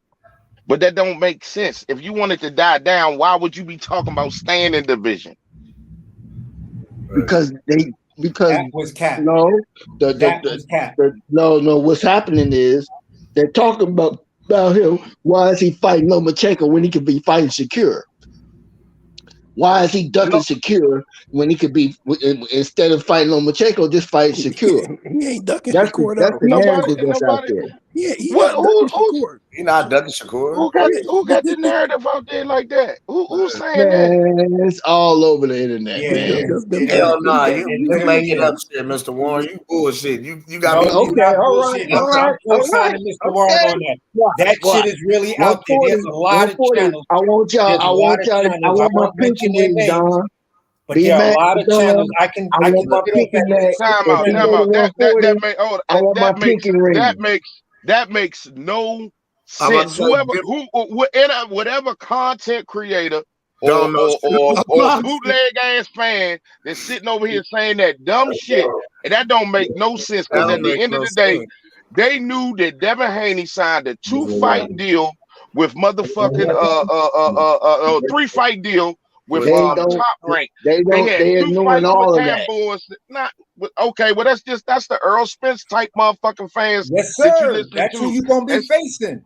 When it comes to that situation, and you talk about Dev, they gonna tell you, oh, you Dev fans sound just like you Bud fans, and everyone who's on Shakur's side is tending to be like an Errol Spence fan. That don't make no sense though. It's the tribal shit already starting, B-Mac. Bro, it's already out there, B-Mac. It's already out there. Mr. Warren, if I could give you a high five on that, I'd give you a tall high five, because right now you're the only one who know this shit. I'm glad y'all got to stop listening to the motherfuckers that don't know a goddamn thing about boxing. It's not. I'm just reading the headlines, bro. I don't know what headlines. I want my pinky ring, man. That's some bullshit. I want my pinky ring, Don. I want my pinky ring. If he go to 140, if he go to 140, Shakur, I want my pinky ring. I want to be a part of the mob, baby. I'm gonna be real. I don't see Shakur fight past 140. Man, that's some bullshit. That don't make no sense what y'all just said, bro. That makes no sense. Don't be mad, but it's out there. Shakur had his first fight last night at 135. 135. Come on, man. That shit don't make no sense. Bro, y'all hear me? He was fighting at 135. Yo, I watched the guy live, and I watched 2 other guys debate that same point. The Shakur versus Dev situation. Why didn't Dev fight Shakur when Shakur first got up there? He didn't have a fight, and Dev didn't have a fight. You chasing, and here's where it also started. You're chasing a old Loma. No, we knew. No, that's not. Come on, no. Come on,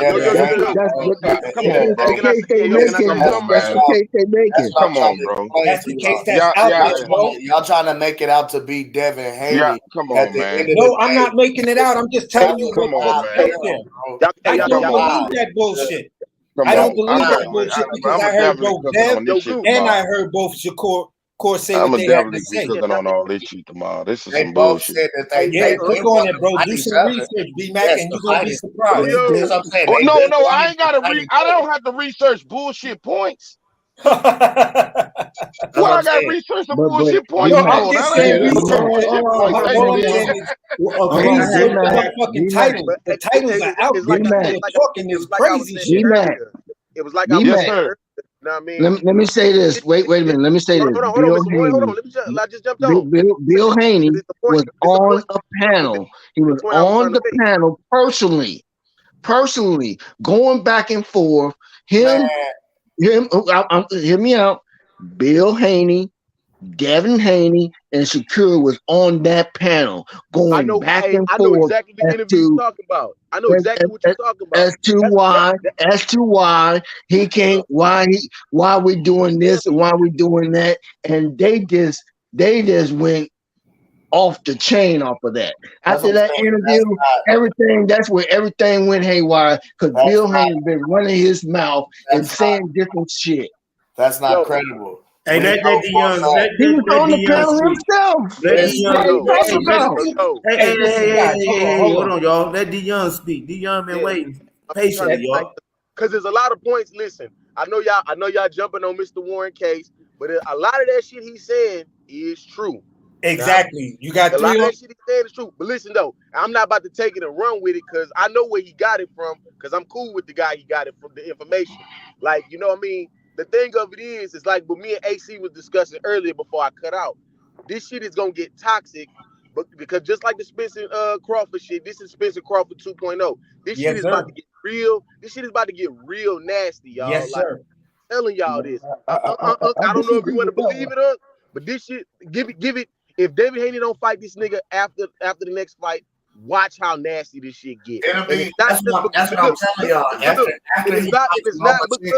It's not because of Dev, it's because of Bill Haney and what he said. I heard what Bill Haney said on that panel that day, talking about Shakur, you can just go jump the line. We ain't gotta fight Lomachenko. That's why right there. All the backlash, that's why all that backlash is firing on the Haneys. That's what I'm saying. You can't put that on the Haneys. Yeah. That's Bob Arum's doing. Exactly. I'm gonna tell y'all why. What the hell? Cam, you gotta stop this shit. We just it's crazy. Y'all, hold on. First of all, you niggas ain't gonna come in my goddamn house and tell me how to fuck y'all that I'm gonna act in my goddamn house. I take my ball and go home. My mama all that shit.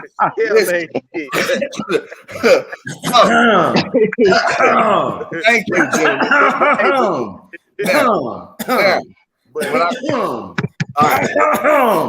Let me clear my throat real quick on this. This nigga Gooch. No, Gooch, I'm not coming to get you. No. let me clear my throat on this one. Let me check this out. Because I cooked on this earlier, though. One right now, what's about to happen with Shakur is he's about to get the same curse. And that's why I was talking about B-Mac before you got on the same curse of Terrence Crawford. Because now, and that's what I said, Devin Haney is the only one that can break this curse. When I mean the top fighters fight the top dog. If Devin Haney pulls an Earl Spence and say, well, I gotta go fight, I want to go fight the easy route, that's gonna I feel that's when shit's gonna be put in the game. Because once again, Shakur is showing right now, he's showing that he's about to have the Terrence Crawford curse. Like once he gets pound for pound. Can I cook? So the reason I said this is Uncle Bob's doing is because Bob Arum is on record having already stated that he wants these fights to happen. He had already been positioning the Lomachenko fight to happen with Devin Haney once Devin became undisputed. He was licking his chops to make that happen because for the longest, they've been wanting a great white hope to have a shot at all four belts.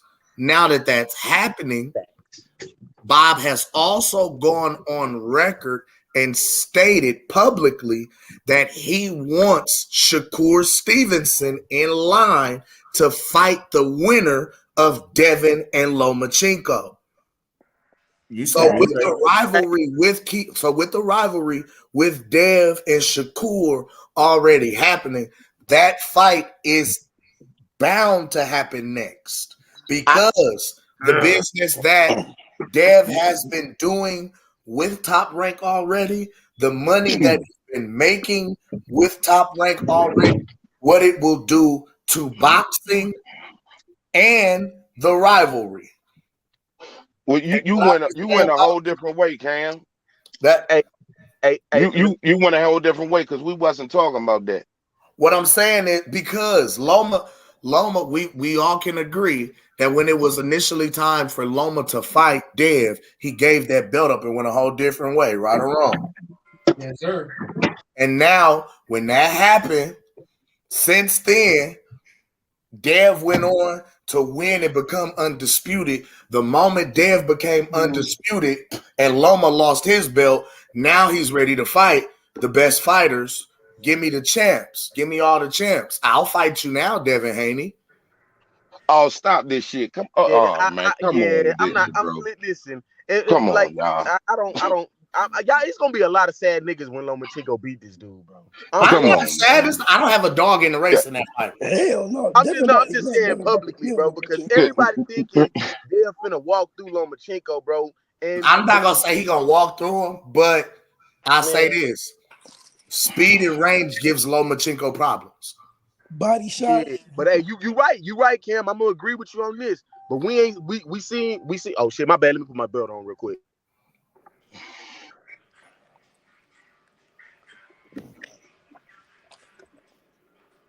Like speed in a rangy fighter, all right, give Loma problems. Yeah, you right, and we saw a little bit of that with Jermaine Ortiz, and that's what everybody rolling with and rolling off of because of that shit. What happened with Jermaine Ortiz? But the problem is that what we don't give Lomachenko a lot of credit is that he turns it up in the second half of the fight, bro. Of fights. Well, but that's the problem. You cannot afford to get down 4 or 5 rounds against Devin Haney. Right. You can't. You cannot. Unless you knock that man out. You're not. You can't afford it. One thing for sure and 2 things for certain. Hey, that Petey Patton he be used to doing what he did against Kambosos, bro. That shit can't happen in this fight, bro. In this fight, they gonna have to stay down on some shit, bro. But the problem, look, this the thing though. What's going to give Lomachenko problems the same way that Tio beat Lomachenko. Now, the problem was Loma was scared in the first half of the fight to walk down on Tio because he respected Tio's power. Yeah. But every time Loma turned, Tio turned and made him hold a jab. That's what Dev is going to work on and with throughout the night. Every time Loma turns or angles, Devin is turning with him and throwing a jab.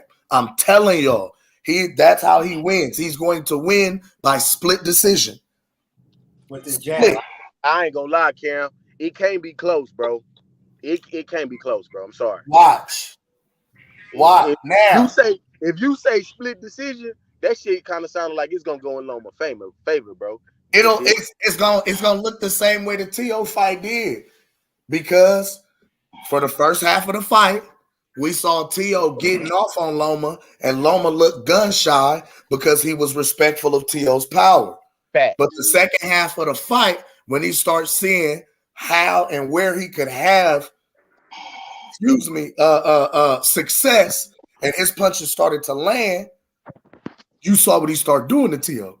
Man, that's how I feel this fight going. But I don't think he's gonna knock. He has to knock Devin Haney out to win this fight, bro. I don't think. No, so. wait. No, why? What? I'm telling y'all, G. Listen to me. Okay, go ahead. Now let me go after you. I'm gonna tell y'all. You cannot allow yourself to go down 5 or 6 rounds against Devin Haney. You can't. Who say he going down 5 or 6 rounds though, Cam? Where you getting that from? The first few rounds, we know Loma's a slow starter, bro. But you gotta also take it. Okay, Terrence Crawford. Hey, what I don't think Cam understanding is though. Hey Cam, what I think you're not understanding, bro, is that we may see that Loma could be down on them scorecards, bro. But son, I'm telling y'all, this fight cannot be fucking close for him, bro. He has to have a flawless performance like he did against Kambosos, bro. If this y'all shit don't think he will though? Huh? Y'all don't think so that somebody So y'all got Lomachenko? Who got Lomachenko? I'm sorry, I got kicked out. I got Devin on May 20th.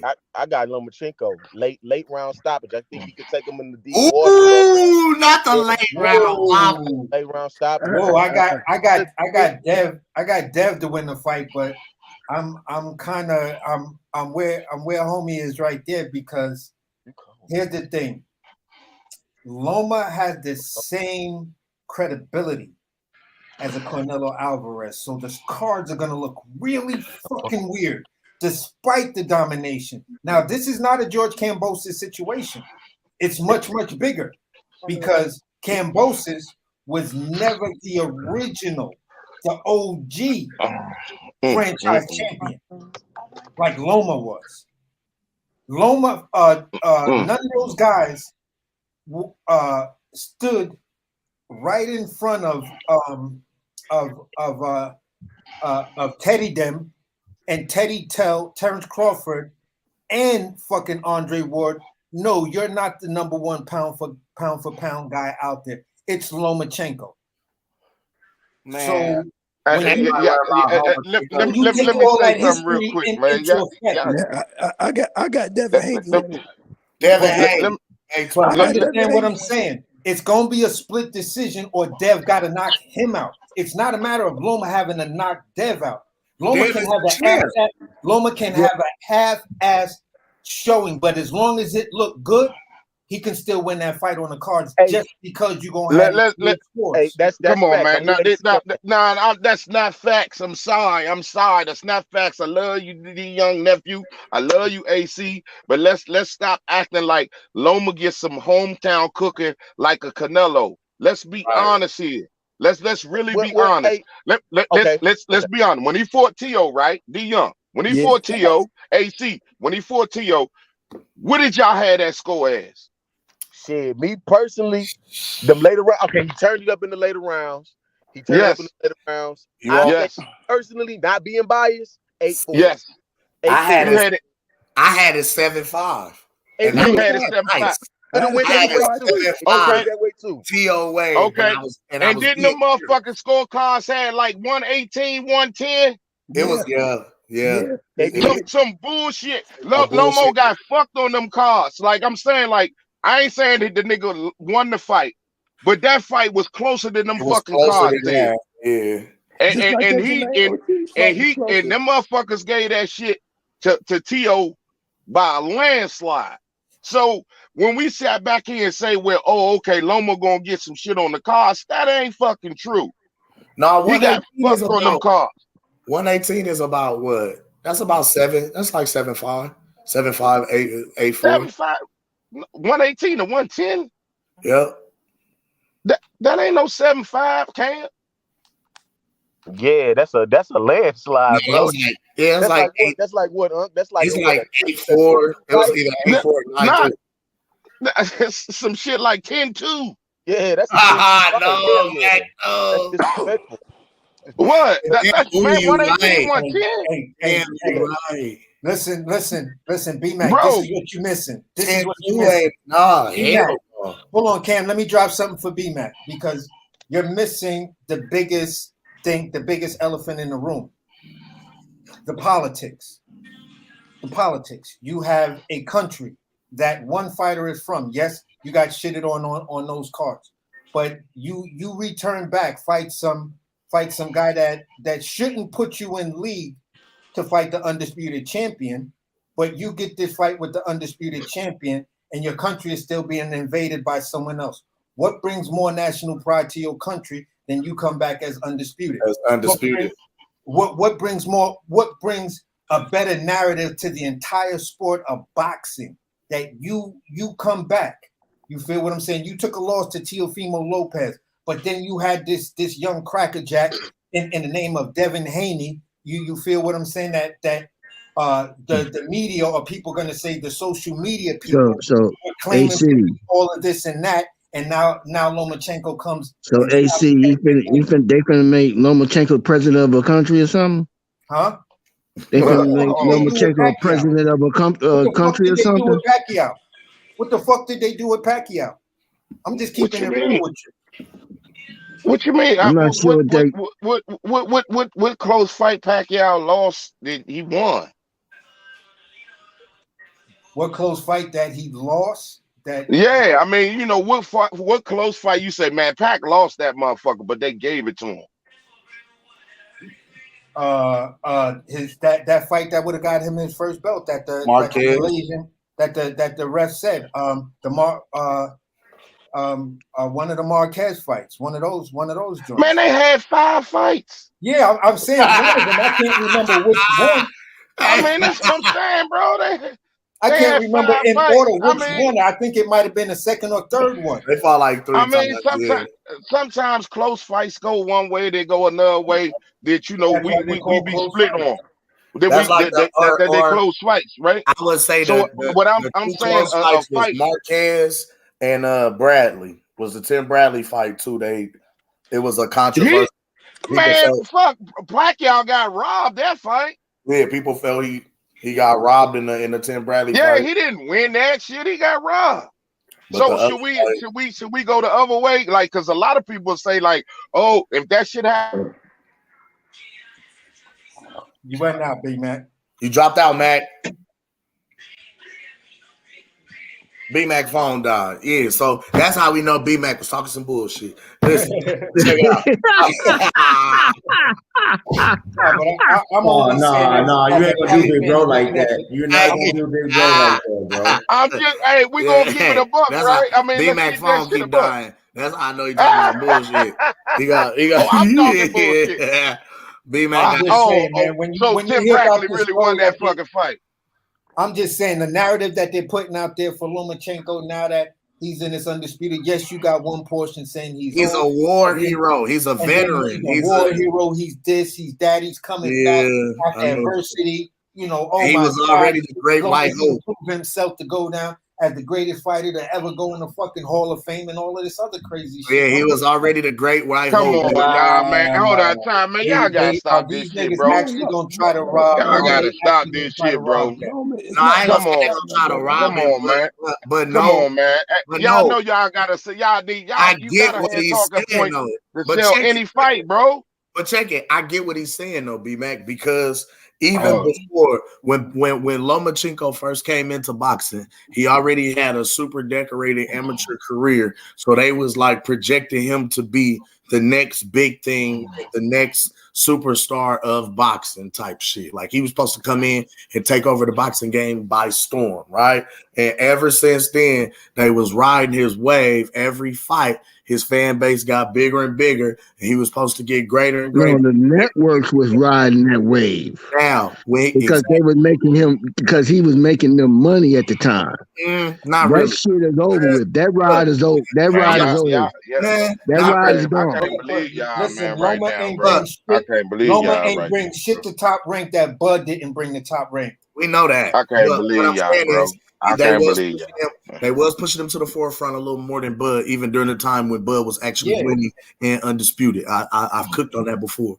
But what I'm saying is this: even during that time, and he was supposed to be the great white hope. You know what I'm saying? I'm sorry that's how they was touting this man.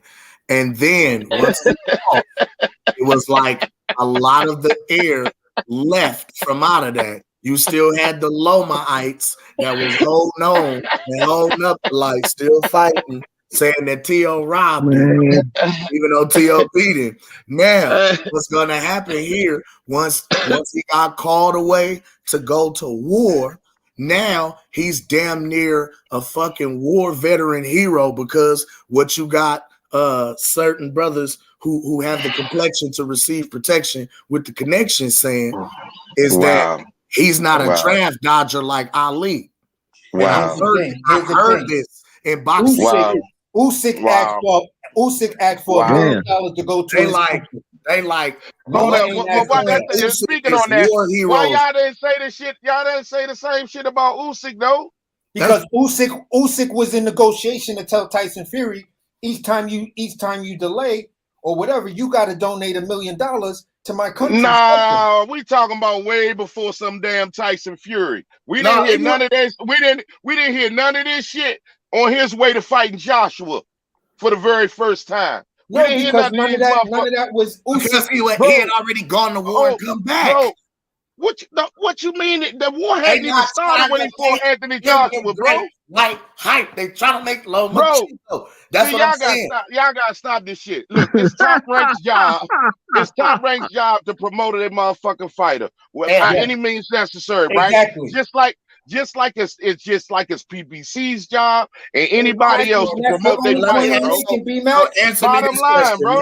But B-Mac, that's the only point I'm making. To sell the fight, you got a war hero, a guy who's coming from a guy who's fighting for undisputed, coming from a war-torn country. That promotes the shit out of that fight. He didn't already. Oh, great. So that doesn't make the outcome of the fight be any different. No. It could. What he said was if Lomachenko were to pull off the victory, that would be it would be looked at hugely, because now you have a war hero, and even though he didn't necessarily, you have a what, 3-division fucking champion. He's still regardless. Hold on. No, it's not regardless. This ain't nobody. All right, bro. Y'all act like Lomo don't have no accomplishments.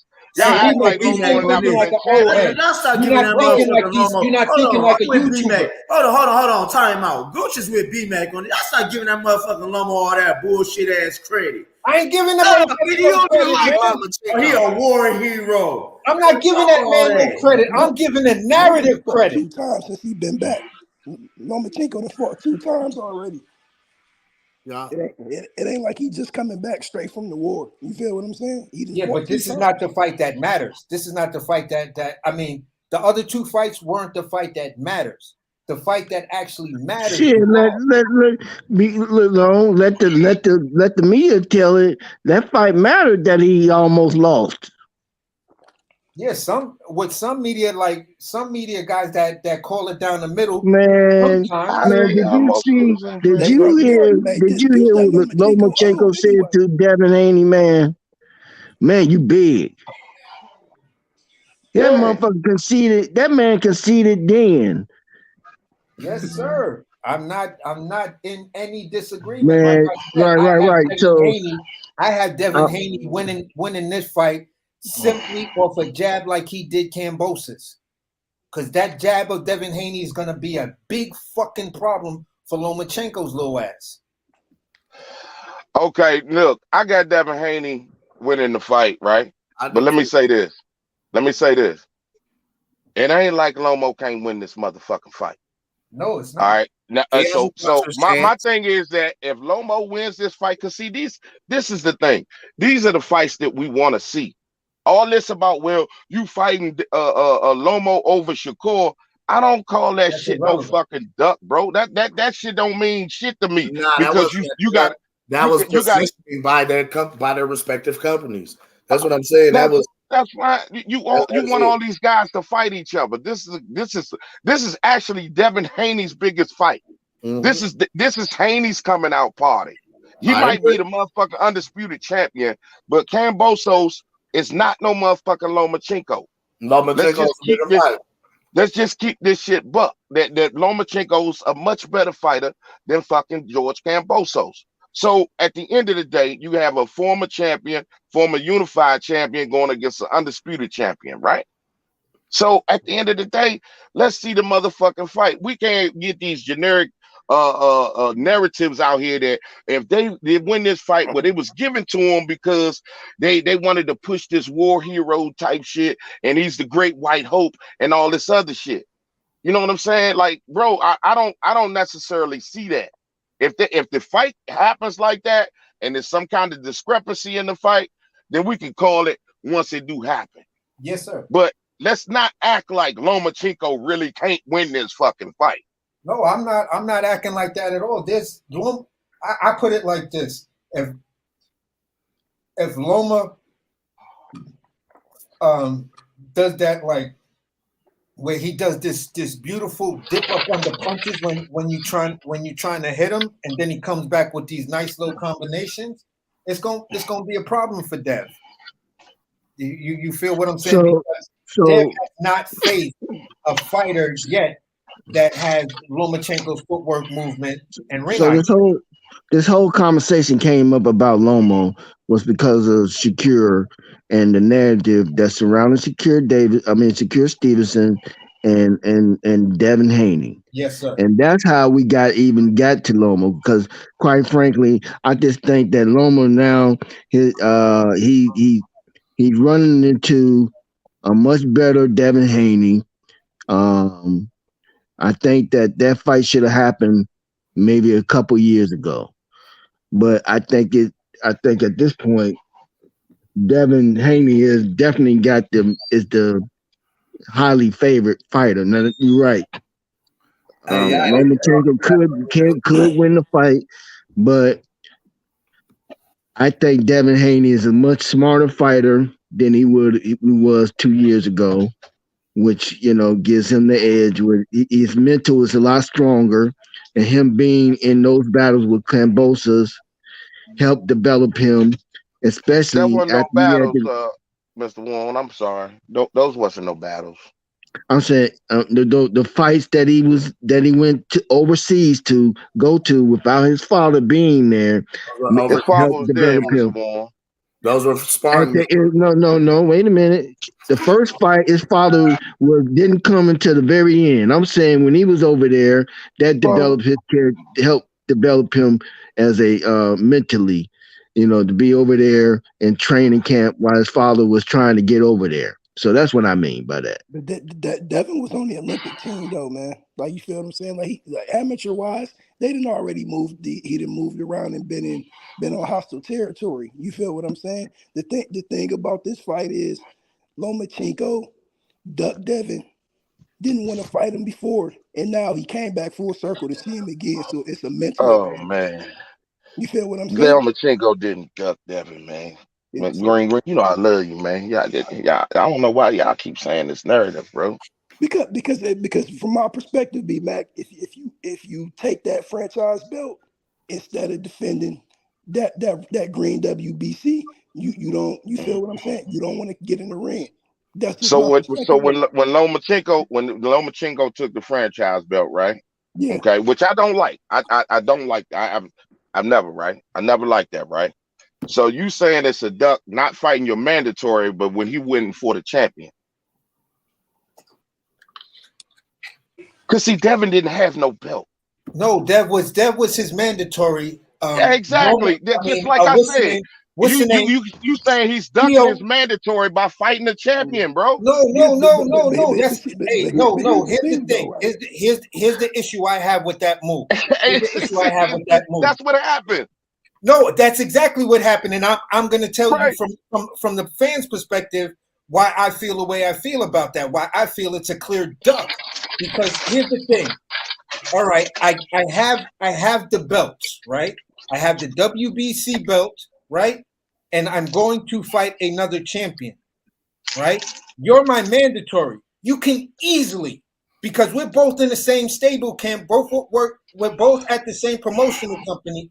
You can easily be paid step aside money and let me go fight this dude, and then all of the belts are on the line. But you give up one belt to go fight for the other belt, and then you got to do the whole circle again to come back to get the belt you just gave up. That does not make sense when undisputed. Was the man a champion? So that's just like saying right now that was not a champion. Okay, then. So it doesn't matter if it was Virgil Ortiz, Boots Ennis, or anybody. Would y'all say that Bud would be ducking by not fighting the mandatory and Sean Porter at that time to fight Earl Spence? Listen to what I'm saying. Listen to what I'm saying. Would Bud be ducking Sean Porter by not fighting him when he was his mandatory to fight Earl Spence? No. Okay, then. No, because that's okay. Then at the end of the day, Devin Haney was not a champ. Yeah, but you gave up one belt. But B-Mac, you're missing the elephant in the room. You gave up something. Bro, you missing the elephant in the room. You talk about a mandatory to a champion, bro. B-Mac. So you talk about a mandatory to a champion, bro. So you're talking with understand what we're talking. The big picture here. We're talking a one belt situation to fight Teofimo Lopez, and you're the real undisputed champion. You give up that WBC belt to become franchise, and after the Teofimo fight, we don't have an undisputed champion. When all you had to do was keep your belt and then say, "Listen, undisputed." Who was the more accomplished fighter at the time? Teofimo Lopez. Okay, and he was champion, right? Yes. So why give up? So you mean to tell me I'm ducking because I didn't fight a mandatory? No, you didn't duck. No. Okay, that's all I'm saying. No, that's not what I'm saying. Though I'm saying you duck when you give up the belt. Yeah. I gotta agree with bro. That. Bro, you can go fight the other guy, but there was no reason to give up that belt and become franchise. Bro. You went to fight the champion, bro. I don't like the franchise. But you went to fight the champion as franchise. Okay, you know what? I guarantee you. Hold up. I guarantee you, you would not feel the same way if that was motherfucker George Kambosos. What do you mean? If Devin Haney was if George Kambosos was in Devin Haney's motherfucking position, you would not sit here and say that. Hey, I would say the same thing for anyone. No, you wouldn't. You wouldn't say he ducked that. You wouldn't say he ducked George Kambosos. Franchise is a designation. It's not even a fucking belt. It's a designation. Fuck the franchise. I'm talking about what he did. Designation. I'm talking about what he did. AC, you went to fight another champion and unify with the more accomplished fighter. So how did he unify when you gave up the belt? Devin, what you mean he had the belt and you already unified? T.O.'s belt. T.O. had the last piece. Yes, he had the last piece. He gave up one piece. He gave up one of his belts though, B-Mac.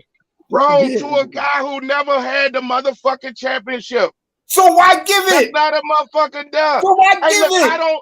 I'm not gonna give my belt up. Errol didn't give his belt up. That's like Errol giving the belt up to Keith Thurman. Oh, hold up. Go fight Bud. That franchise belt is some bullshit. Okay, but it still doesn't change the fact that man went out there and fought the more accomplished actual champion. But why couldn't he fight him with the actual belt? Bro, that's the fight. B-Mac, you ain't got no answer for that, bro. I understand your point too, B-Mac. I don't never have an answer for the motherfucking franchise belt. I don't have no answer because I don't like it. It's bullshit. It's a made-up belt. It's a made-up. I don't like franchise. Fuck the undisputed shit, right? He went to fight the better champion at the time. You're not sitting over here. You're not sitting over here. Yes, the better champion. But yes, so AC, he went for the better fighter at the time, bro. Okay, then. So how am I ducking? I'm not ducking somebody when I'm going to fight the better fighter. AC, what he did was he paid them off with a belt instead of money. Step aside to step aside. So, I mean, normally when we say step aside, we normally equate that to money. But what he did was drop that belt. He dropped that belt. I mean, however they did it, he got a belt. That's why they call it Devin Haney email belt, or whatever they call it. You got an email belt. But at the same time, I'm just saying, man. Fuck that. The math obviously wasn't a better fighter, B-Mac, because he ain't the champ no more. Dev's still the champ. I said at that time. At that time. No. Oh, hold up. What you mean fuck that? What you mean fuck that? No. At that time, Devin didn't have nothing. No, fuck that. He ducked his Mando, son. That's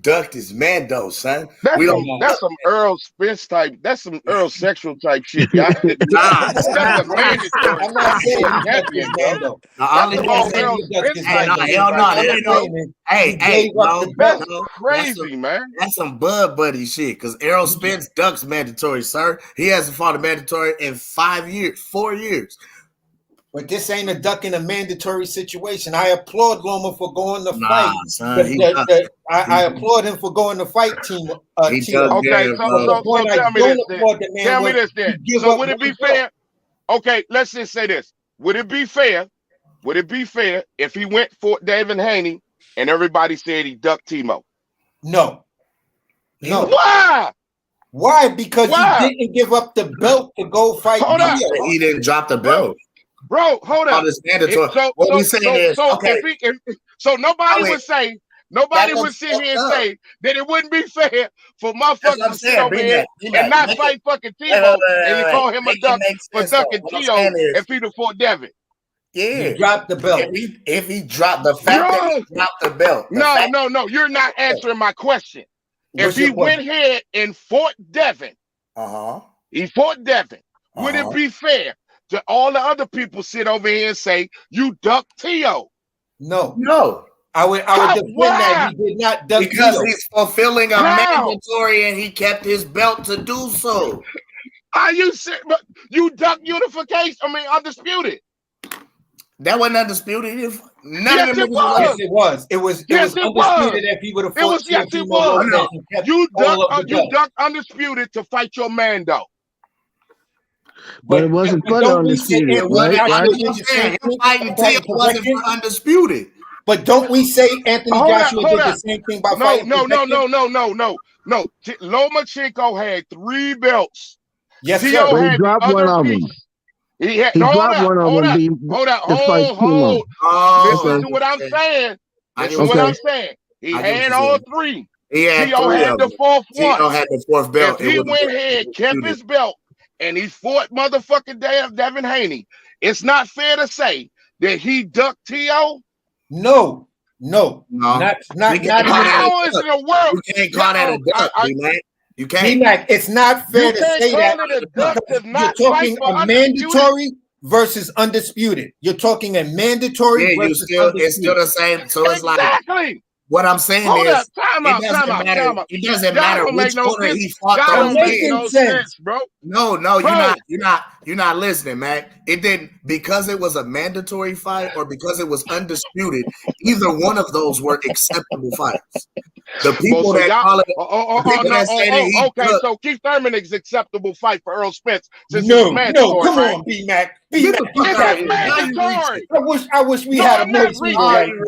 I am not reaching. That's the same goddamn thing. No, it's not. It's 2 different things. It would be Is Keith Thurman not Earl Spence mandatory? Stanley Honest is, and so is Boots. All right. So if he fought any one of them fights instead of fighting Bud, what would you say? I'm going to say that is an acceptable fight. Oh, you full of shit! You full of shit! You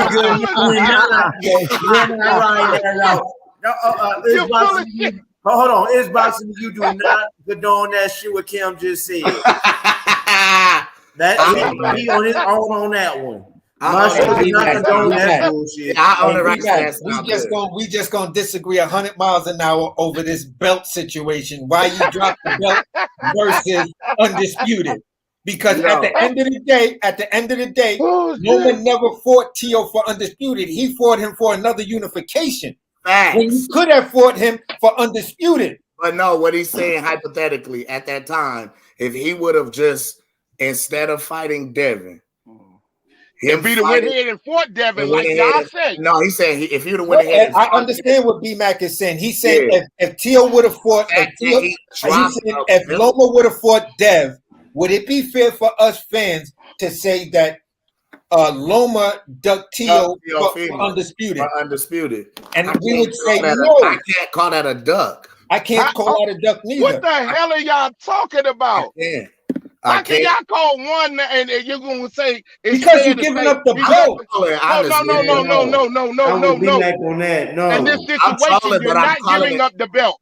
In this situation, you're not giving up the belt. You're not giving up the belt? Then if you're not giving up the belt, then it's a duck without it being a mandatory. Right now, if Errol Spence or we'll say Jamel Charlo, let's say, because we just said this the other night on your show, Mac, if Terrence Crawford were to move up to 154, and activate his mandatory as the WBO super champion to fight Jermell Charlo. Jermell Charlo would drop that belt, and you'd end up seeing Bud fight for the vacant WBO at 154, and we'd have the same situation. Mel got 3 belts, Bud got 1 at 154, and we right back in the same fucking merry-go-round that we got at 147. We called that a duck because we knew that man was going to avoid him. He's letting a belt go to purposely keep from fighting him. Like that's how it's looked at as a duck. Ho. That is not even the same scenario. You talking about dropping the belts. Jermell ain't got nobody else to fight. There's no other champions over there. There's nobody over there. Devin is undisputed, man. Hold up, bro. What you just used Jermell Charlo and Bud. Fuck that. But what I'm saying is I use that as an example because we changing up. We changing up on you, B-Mac. We want to change. We want to scratch. That's not introduction to you. He's moving the goalposts like a motherfucker. We want a new deck. This is how you fuck up B-Mac, bro. You gotta move the deck continuously. You gotta move the goalposts. Before he can move to one point, you gotta hit him with another one. Y'all know damn well everybody be saying, man, that nigga duck motherfucking T.O. for undisputed, bro. Fuck that. That's what the narrative would be. Let me put it like this. If we were dealing with the old IBF rules where you had to fight your Mandos or you were stripped, or the WBA rules where you had to fight your Mando or you were stripped, then okay, fine. Because the sanctioning body doesn't want to make the undisputed fight. But the sanctioning bodies wanted to make the undisputed fight between T.O. and Loma. But Loma gave up 1 belt to go fight for a unified belt against the other champion. That's where the same section holder. No, the same sanctioning body created a fucking belt that they had already used with fucking Canelo Alvarez. Exactly. Yes, sir. That's the old makeup fucking belt. That's done with the sanctioning bodies. Yeah, the point is that what we're saying is if he never did take no franchise belt and did exactly what you said, fight the mandatory and Devin Haney. No, that makes no sense. It makes no sense to fight the mandatory. Not when undisputed is on the line. So hold on, what you? Oh my God, bro! So what's the difference, bro? You just making my goddamn point. Yeah, but one guy, you making my point because they never fought for undisputed. He gave up the fucking belt for the franchise. And just like the reason Devin Haney and Canelo applied for it. I'm saying the only reason Devin Haney fans are calling what Lomachenko did a duck was strictly because he gave up a belt. He gave up the belt and went and fought T.O. instead. For undisputed. The same thing he already was. Instead of fighting for keeping the belt. Bro. And he gave the belt to Devin Haney while he was on the zone. Devin Haney wasn't even a part of top rank. Like so you know what I'm saying?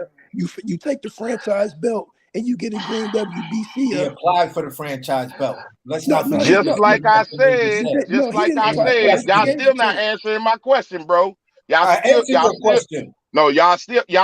can't make it make sense. Like I said, if he didn't take the franchise belt and fought Devin Haney, which is his mandatory, how can you not say he's not ducking motherfucking T.O.? Now that you clarified the question up, that would be a duck of T.O. Oh, I said that from the beginning, AC. You said no. Maybe because everybody was yelling and you was all moist. Just couldn't hear all the fog of the moisture. Yeah, you moistified, B-Mac. What I'm saying is, down don't carry well in the steaming room, bro.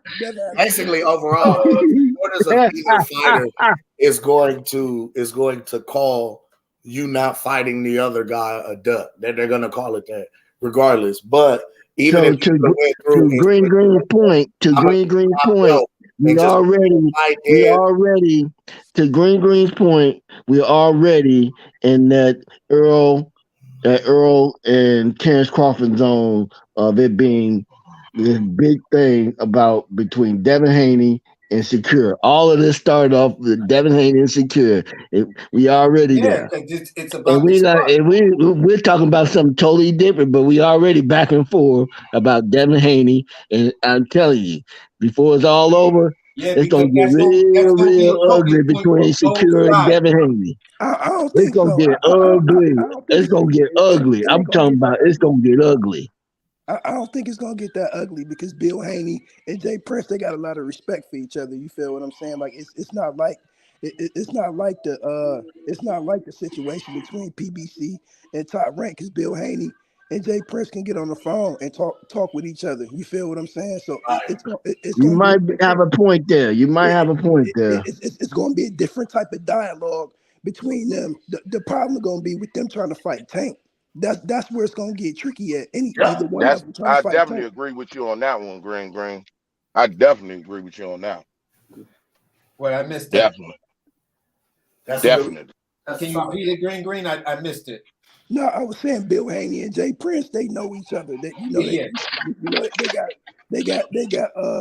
reputations in the streets. You feel what I'm saying? So they can get on the phone and holler at each other and be like, okay, we could fight to the point where it could be they can do a cross promotion thing with Devin Haney Promotions, and they do it on Top Rank if Devin not even still contractually obligated to them.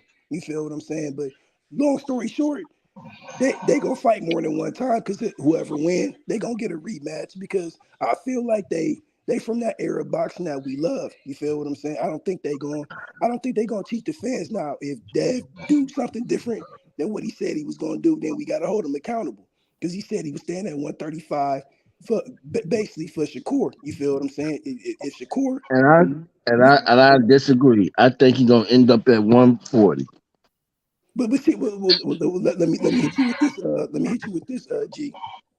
See the thing with Devin Haney being undisputed and then him fighting Lomachenko. You know, Lomachenko is a 2-time gold Olympian, right? So once he beats Lomachenko, I feel he's gonna be elevated up to super champion status, and he probably gonna be elevated by the WBA, the committee of champions, the same way they did Bud. Because when niggas always talking that shit about Bud, they don't know both of them sanctioning bodies elevated Bud to their super champion. So that's how he had that status. Anyway, you feel y'all don't understand. So Devin can still if he can make 135 for the rest of the year, he can fight Shakur and then move up to 140. Okay. Now, y'all, wait a minute. So, Shakur Stevenson he's blessed with a curse, just like Terrence Crawford. How is that though? Shakur, hold on. Soon as Shakur came in there, everybody went underground. I mean, they got underground. They had to find somebody to fight him. No, they didn't. That ain't. Man, so what was Crew? What was Pitbull? The Pitbull didn't want to fight. PBC. Pitbull didn't want to fight. Williamson Page didn't want to fight, but that fight was ordered. That fight was literally. That fight was bad though. He had to fight. I'm gonna keep it a buck with y'all though. He gave that fight up. That fight was ordered, and he gave that fight up. I'm gonna keep it a buck. And it was a couple other people. I forget who else, but it was a couple other people that they was trying to get him lined up with. Shakur and them did not call Jermaine Ortiz to fight. Jermaine Ortiz was free. He could have fought Jermaine Ortiz for his first fight at 135. That's a fact. Ooh, I forgot about Jermaine. Matter of fact, Jermaine Ortiz was at the fight last night saying he want to see Shakur. You feel what I'm saying? So he ain't getting in contact with everybody. You feel what I'm saying? That's the next fight. Mr. Warren, let me tell you something. If they don't fight, Haney lose all credibility. Bro. We gotta hold him accountable. Be back. Gotta hold him accountable for that. I understand. I just want my pinky ring. I want my pinky ring when they don't fight at 135. That's all. I want to become an official member of the Mac Mob, baby. Give me my ring. God damn it. I thought you always was official. Okay, never mind. No, I want my signature ring. I want my signature ring. You can't be the Don, Mr. Warren. You can't be the Don yet, baby. No. I could be a close member to the family, damn it. I want my pinky ring. He said he want a rank position. Yeah, he just want to take the bitch out. The No, I want a ring. Wants his basic ring. He got to be. Right, I want my pinky ring. Shit. He wants his Mason pinky ring with the scales and all of that shit on it. He said he got to be at least the real man or the right. I'm just an extended family to the Magma. You know. Man, I'm you like, already the concierge, man. God damn, you supposed to be handling the book. You want the bad damn pinky ring? Kiss the ring out here. God damn, all right, Mr. Walt. No. Now he can't be two Dons now. No, I'm not asking to be the Don. I'm just saying now. Come on. You know what I mean. It's other people that go to the table that have a ring on. Damn it. Stop acting like y'all don't know. Hey, I know what Mr. He talking about state property, man. Yeah, you know what I'm saying? Yeah. He talking about state property. You know what I'm saying? He want that secret right. A made man. That's it. Yeah, that's it. That's made man. You gonna be a made man? Yeah, get my damn ring. He said, I've been doing all this running for you niggas, man. Y'all better put me on. Y'all got me fucked up. I know where the bodies is here, nigga. Hey, this motherfucking conversation ain't over. I just want to let y'all know this shit. All right, believe that. This motherfucking conversation ain't over. Nah, I'm cooking on this shit tomorrow, man. You believe this shit? Don't think this fucking conversation is over. I thought you gonna come on, dude. I'll be there. I thought you was off tomorrow, B Mac. Nah, I ain't off tomorrow. I was already about to load. I was already loading my thumbnail up, man, and y'all stopped me from this shit. I turned y'all on. And then y'all ended up, I thought y'all was going to talk about Keyshawn, but y'all talking about the same shit I was going to talk tomorrow, but it's all good. We ain't finished this shit. I don't know. Y'all got him hot, baby. Yeah. Damn. Hey, no, for real. Hey, see, you ran him up. You ran him up. You got him hyped, baby. That's what happened when you get a Brooklyn dude and a Chicago dude together. We'll cause a lot of trouble. and Green too, and the North Omaha dude, and Green, where you from? Ohio. Yeah, them Ohio players and them goddamn them North Omaha niggas, the 402. Yeah, all y'all niggas was on me tonight. This shit I ain't forgetting about this shit. We topple governments, bro. We the motherfuckers that they calling to bring down your whole government. From the you know what? You know what, AC? You remember Life, right? You remember the movie Life, right?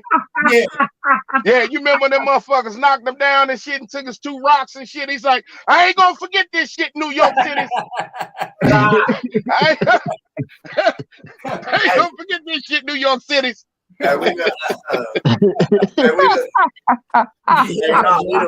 the original gangsters. That was Fred the Hammer and them. That was that old movie on BET.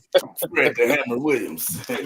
Jim Brown. See, all this started because we was trying to what these crazy motherfuckers out here talking on their titles and shit like that. For Dev and goddamn for Dev and Shakur and Dev and Loma, and that shit got B-Mac ready to do a whole goddamn show on it. Hey man, y'all gotta send me that shit because I'm mad as shit about that. I ain't heard no bullshit like that. I don't pay attention. No, you gotta check it out. It was live. I mean, actually, physically, B-Mac. It was Bill Haney who started the whole shit. That's where it all started from. He was running his mouth. And Shakur came on with him, and they were both back and forth. I mean, actually on a panel, back and forth, going back and forth. I tell you what, Haney, and then Devin Haney came in. Do me a favor, Mr. Wall. Send it to me, please. Send it to me, please. I will. I get you. I got you. Hey, send it they to got me. the same thing on Fight Hype. It's on Fight Hype. That's what I'm gonna say. B-Mac, tomorrow when you start cooking on this shit, blame AC. Don't put me in none of that shit. Yeah. AC started all this shit. He said all this shit. And Mr. Goose too. Pastor Goose. Blame him. Pastor Goose, what Pastor Goose got? How Pastor Goose get into? It was his panel. Shit. Oh shit. You can't do it. Possession is 9/10 of the law. Yeah, it's the ownership. He's the platform. Hey, I'm just the You co-host. know? I'm only the advisor. I'm just the co-host. Right. Shit, I'm just a guest. Yeah, when the feds come knocking, I'm just the advisor. I'm only a co-host. Yeah. I don't have no control over what happens at his boxing to you. This is Mr. Gucci show. And green, you too. You make sure you going out there and drink some salt water and gargle with some salt water or something. Because your ass too. He gonna come down with COVID. He gonna come down with COVID at that time. Damn, man, I had COVID. They told me to quarantine myself for 7 days. B-Mac, I couldn't be around. This whole argument started early this year when a certain YouTuber told Tank Davis that he could not beat Shakur Stevenson or Dev Haney. When you had all the other channels. I remember I know what you're talking about on that one. I know what you're talking about on that one though, AC. Yeah, I remember I know exactly what you were talking about. That's what started a lot of bullshit. I remember that. I remember that. Hey, look, I got into it with the one dude on his channel. I don't know if y'all probably ain't see it, but that was me arguing against dude because he tried to tell me that Shakur could have faked the injury and moved up and fought Devin and became his mandatory. And I'm like, no, he could not have. No, he can't. Wow. You feel what I'm saying? Like you can go back and watch. And I've been telling him, like, man, because I'm not going with that narrative that Shakur. Fake injuries is how niggas get suspended. Ask Hank Lundy. What? Exactly, because Shakur had the WBO. The WBO, they gonna want proof of your injury. You ain't about to fake no injury, nigga. You feel what I'm saying? Like, come on, man. Fake the injury, dog. Then go up to fight. Yeah, stop playing, bro. But just like you said, B-Mac, this the bullshit that them Bush League ass channels is pushing. Yeah, you right, Green. You right. That shit trash. I don't think they ducking each other at all. I just think they gonna pick a time to fight. But just like you said, if they say they gonna stay at 135, then he got to fight Shakur after he beat Loma. You feel what I'm saying? If not, we holding him accountable. Period. Gotta be held accountable. He gotta be held accountable because you've been on all these panels talking like that's what you want to do. Hey, I just while I was I'm trying to cook on the grill and shit too, and I'm listening to y'all cook. Shakur is mad about that Bill Haney and Devin Haney talking shit. I just want y'all to know that. You right, Gooch. Are you ready? You right, Gooch. He's mad. Like, wait, he want this fight next because right after the fight, he kept on saying, "Yeah, they out here talking crazy, so let's make this fight happen." Hold on, let's pause. Let's pause for a second. Gooch, are you ready, nigga? Am I ready? Yeah, nigga, is you ready? I'm not going nowhere. I'm on the grill. Oh, the nigga, I'm outside. I'm finna dip. All right, see y'all later. Where you at? You at my house? Nah, nigga. I'm going to the Ville. I'm going up on the hill. Oh, well, I'll drink by myself. And as a matter of fact, I got to dip too, because at the end of the day, I got some cookout food my goddamn self. I gotta go to the I gotta get my plate. Hey man, hey, look, man, I gotta dip out of here, man. That we ain't finished this motherfucker, man. AC, Cam, Mr. Warren, Green, y'all in there. I'm on your side, B-Man. I don't know what they talking about. No, you're not. You are not on my side. Don't put me in there, B-Man. Boy, y'all jump me. Y'all jump me out there. Y'all jump me. Now y'all jump me. That wasn't none of y'all on my side. The only one tried to come to my defense a little bit was D Young. And you know how nephew, nephew gonna get in and get out, but all four of y'all jumped me on the panel. It's all good. No, B-Mac, I ain't trying to jump you, B-Mac. You got on my bumper. Now it's my fault. I was talking to Cam and you jumped out there and jumped in it. You know what I'm saying? Hey, okay. I told you I'm coming in here trying to swing on the positive. I told you. You right. I'm out my element. It's okay. I'm all right. Hey, listen. You can't get in the elevator with all six of us. Somebody click out the lights and then yell corner without you getting hit. I'm gonna say this. I'm gonna say this. Got the corner secure, and you were left in the middle. They hit you with a. I'm gonna say this to the panel. I do apologize. I'm trying to do two things at once. So B-Mac, I had nothing to do with the jumping, bro. Ain't this a bitch? Man, it was his elevator. Gooch, this is your Gooch. This happened on your show, so you have to take responsibility. Yeah, we was in your backyard. Possession is 19 for the law, sir. So Yeah, guess we gotta take the case. Right, it's your car. It was your car they used. B-Mac, Yo. Watch this one then. B-Mac, do you forgive me? B-Mac, do you forgive me for letting these guys? I did not let these guys jump. I didn't know that this was going to happen at my establishment. Can you forgive me? See, you know it's bullshit when he go in and out. So you cop it to the misdemeanor now. So you I didn't know that was going to happen on in my establishment. So you pulling a Hanks now. So you pulling. I'm gonna be the guy sitting in court or sitting in the precinct. They gonna ask me who jumped him. I'm gonna be like, hey, listen, man. I don't know who did what, but I just saw some dude. He just came up in our spot, man, and he just started talking crazy. We taking Gooch's liquor license. That's what. At the end of the day, I ain't seen nothing. I ain't heard nothing. But this gunpowder. I'm just gonna say, did you talk to the owner? Did you talk to the owner of the establishment? Because I don't know nothing about it. Yeah, I was just trying to. Can y'all hear me? I can hear you now, sir. I had nothing to do. I do apologize what happened at my establishment, sir. And we need to. We might just have to settle this out of court, sir. I don't know. Nah, G. What you doing? Look, that nigga B. This is your church. He's still on taxes. He ain't paying. You the pastor. It's your church, man. Hey, it's your church, pastor. He ain't paid tithes from when he played booty swing on the Magma, bro. Nah, he owed, Phil. He owed. This was just a little taste. This was just a little taste, B-Man. Yeah.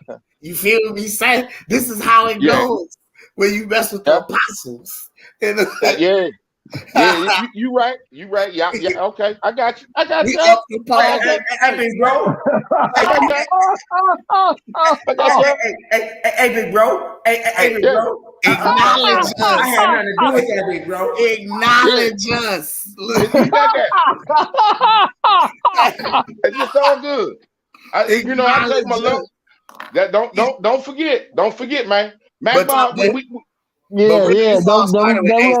won't let him forget, B-Mac. I won't let him forget.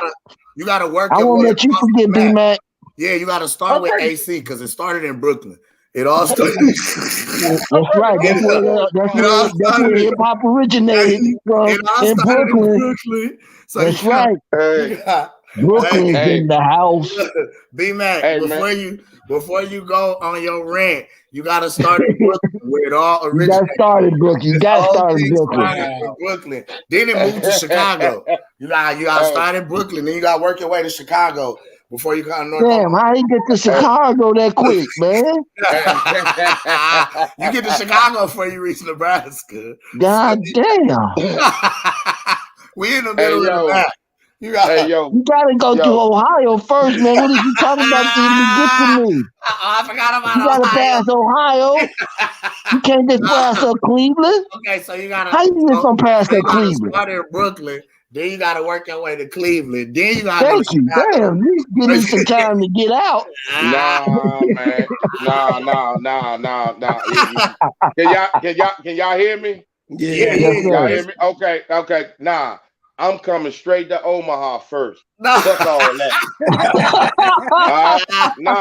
Nah, I started in the church. We going straight to Omaha first, okay? Then we gonna work our way to Chi-Town. Oh man! Then we gonna go down to Ohio before I come right back to the What you talking about? This one Pickering. That's all, bro. Nah. Fuck all that. We going straight to North Omaha first. We touching down in the 402. And then we're gonna slide down to Chi-Town. Okay. I'm gonna catch Mr. Warren over there on O Street. Yeah. And then we coming down on O Block. I'm gonna get him on O Block. Again, I'm coming back down there to Mr. motherfucking Warren on Ohio players. 63rd. Mr. Warren from 63rd. If you really know Mr. Warren, he from 63rd. Hey man, I had ball with y'all, man. I gotta get up out of here though, man. But one love to y'all, man. Y'all please hit that like button and subscribe to the channel, man, to these apostles, man. It's a great cook session. You know what I mean? I appreciate y'all. You know, one love to everybody, man. AC, don't worry about it. After I hit Ohio, then I'm coming over there to Brooklyn. You know what I'm saying? Making my way right on down there, bro. Yeah, I'm saying, son. What? Don't duck me, son. One love to y'all, man. One love to y'all, man. Hey, I'm in Bed-Stuy. You know what they say about Bed-Stuy? It's do or die over here, man. Don't duck me, son. Bed-Stuy right here, baby. Hey, B-Mac gonna come on tomorrow. He gonna have a ponytail. You know what time? He on this one-time shit. He coming on with the ponytail. Don't duck me, son. Nigga,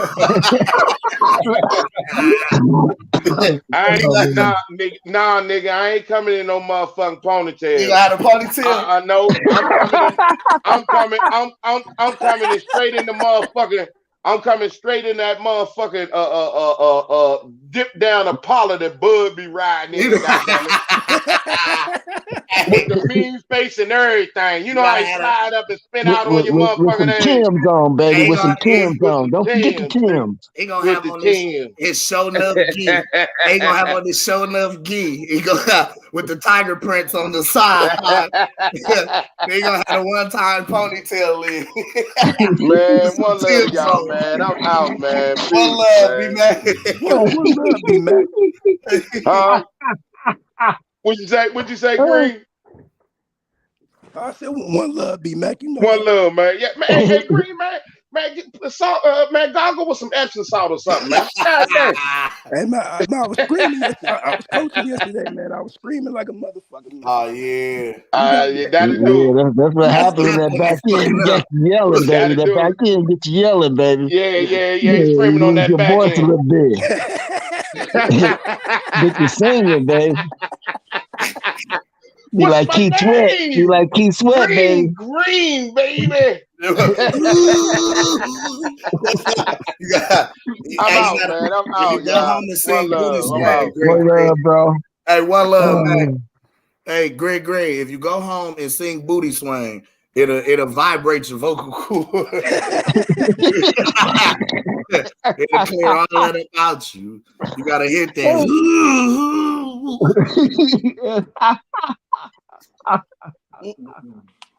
Oh man, too much. That's too much, man. Yeah, man. Y'all I can't take y'all, bro. I'm out of here. I'm going. Y'all too much for me, man. Hey, man. I'm gonna end up dying from happiness. Oh shit. From laughing. Oh man. My stomach hurt. My shoulders hurt. My stomach hurt. Yeah. It's too much laughing. You niggas is having too much fun. Yeah. Something ain't right about this. It's too much fun. Yeah, it's too fun. Too much fun. We gonna have to add some chaos to y'all. It must be a hater so close. There's a hater in the chat. This is this is for real, nigga. Yo, but before you get up out of here, Mr. Warren, what's your final thoughts, man? We finna get ready to get up out of here. Man, I want to say happy Easter to those who celebrated. I want to say one love to everybody in the chat. Please, like, subscribe, and share the content, man. Pastor Goose, man, I appreciate you, man, for allowing me on your platform. I am Cam. I appreciate y'all, man.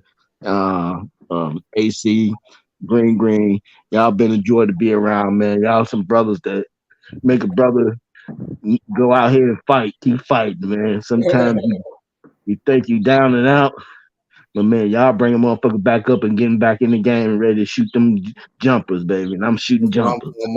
Hey, that's what I'm talking about. Hey, as long as we doing that, I'm doing my job, Mr. Warren. I appreciate you, man. One love. Love. Salute, Mr. Warren, for sure. Keep shooting, baby. Keep shooting. Yeah, for sure. Yes, sir. Let's get it. Let's go. Yes, sir. Going out to my man Green, man. Before we get up out of here, man, what's your final thoughts? Man, salute to the channel, man. Salute to the panel. Subscribe, man. Appreciate y'all letting me come on, man, and cook with y'all brothers, man. You know, I love rocking with y'all, man. That's for sure. You know what I mean? Yes, sir. Yes, sir. You know, it's Sunday. This the only church that I attend to. This the only church that I'm a member of. So yes. Look. So shout out to you, man. Shout out to Mr. Goose. Shout out to Cam, man. AC, Mr. Warren. I mean, you know how we get down. Yes, sir. Yes, sir. Hey, well, love to my guy Green, man. Hey, who you got May 20th, man? Oh, Devin the Dream, for sure. Yeah. Tell them niggas again, man. Tell them niggas again, man. We ain't fucking with Lomachenko, man. Lomachenko. Lomachenko. No Machenko. Oh no, Machenko. Oh no. Oh no, Machenko. No Lomachenko. Shit. For real. All right, man. Hey, one love to you, though. Greg. Appreciate you coming through, man. Going now to my guy AC out in Brooklyn, man. I know he got his Timbs on right now, son. We speak the done language, done. You know what I mean? Yeah, nah, bro. Yo, it was a great conversation, man. This is the first time I'm on Mr. Gooch panel and shit like that. But it's all love because we share the panels together all the time, man. Same thing to you, Cam. Same thing to Mr. Warren Green. For those of y'all who celebrated Happy Easter and things like that, or Happy Resurrection Day, you feel what I'm saying? Because I don't know what Bunny got to do with all of this shit. Man, because rabbits don't lay eggs, man. Come on, man. Talk to these folks. Exactly. So today was mad. Today was mad fun. You know what I'm saying? It was a great debate and shit like that. We got into it again. Somebody had to get jumped. So it is what it is. That's what happens, fam. You know what I'm saying? Mac, it just had to be you, bro. I'm sorry, fam. Yeah, we sorry, Mac, but yeah, we just couldn't rock with that. What that thing you was talking about, man. That's what happened in the mob. We just have sparring matches. Exactly. Get randomly jumped every week. Exactly, and that's what keeps us all sharp. And that's the shit that keep us all sharp. Hey, right. You feel me? So at the end of the day, man, it was a pleasure for y'all. Enjoy the rest of your day. I'm gonna go into here, season up these pork chops and these kielbasa sausage and all that shit. Throw all my shit in my electric pellet smoker. Hey, I ain't mad, man. One love to you, AC. Now let me talk to you about that swine, my brother. See. No. Never mind. I don't even want to see. That's a whole nother show, a whole nother panel. For sure. When you ingesting the swine, my brother, you got to come to the meeting. No. I'm a chef, so I got to do everything. I'm a real man. All right, y'all. 100. Yes, sir. One love, man. One love. Gooch. We did it. Another one. Good job, Gooch. Numbers. Suck it to me. I'm on my way. What's your final thoughts? Well, you know me, man. Damn, I ain't really got no final thoughts, man. Just, it's a beautiful day on the north side. I'm finna go outside, get activated, ball head whole shit, full effect. You can't come along because you got to be a dad. A dad and granddad. I'm watching Easter eggs and all that. Oh, you Easter egg hunting today? I see you got your good shirt on. Okay. Shout out to you, Pastor Gooch, with the good shirt. Okay, all right. Yeah, save me some of that. I gotta come get a shot too. I'm gonna slide. But yeah, man, I'm finna pop out, man. One love to everybody that's tuned in today, everybody that came through, man, everybody on the panel. One love to everybody that was in the chats today. One love to everybody that's on the playback gang. Playback gang is where it's at, man. We love everybody, man, that comes through and rock with us here on this Boxing to You. Booty Swag is available on all streaming platforms. Sick and Tired is available on all streaming platforms. With that being said, June 17th, we holding up the light. We at the end. No. We at the end. No. We at the end, go. It's not June 17th no more. Oh, it's July 4th? It's I'm saying July. I'm not gonna put a date on it no more. I'm just gonna put July because I put a date on it. Hey, this is what I'm saying. This should let me know if they listening. We're not gonna put a date on it no more. Nah, son, we gotta put. Listen, fuck that. Fuck that. Because we've been listen. Put a date on it. Listen, put a date on that shit, thug. Okay, for the July weekend, the fireworks. Damn, like that. What the July weekend? Bring fireworks, Bud and Spence. July 8th. July 8th, right after the 4th. Y'all ended with a bang. That's the week. Ooh. Before it could go the week before, week after. In between. The week. All right, so check it. July 1st, July 8th, July 1st. Set that shit off. Ooh, because the 4th followed the 2nd. July 1st. Either set that shit off or end it with a bang. Either or. Ooh, damn. You heard it first from Mr. Goose to you. Set that shit off or end it with a bang. We got to have in the first 2 weeks in July, though. Damn. You heard it here. It's boxing to you. Y'all, I mean, Goostradamus. You been calling it, bro. That's what I'm on. That's what I'm on. Because people, the fans been wanting a promotion, so they want us to promote it right. I get all that, so you announce it. If y'all do the major announcement, which should have been announced already, but if it is a major announcement, make it be the Tank and Tank and Ryan fight, and let's get it going, fellas. I'm also going here, end of the year, Shakur against Devin Momo. I don't know yet. I'm still 50-50.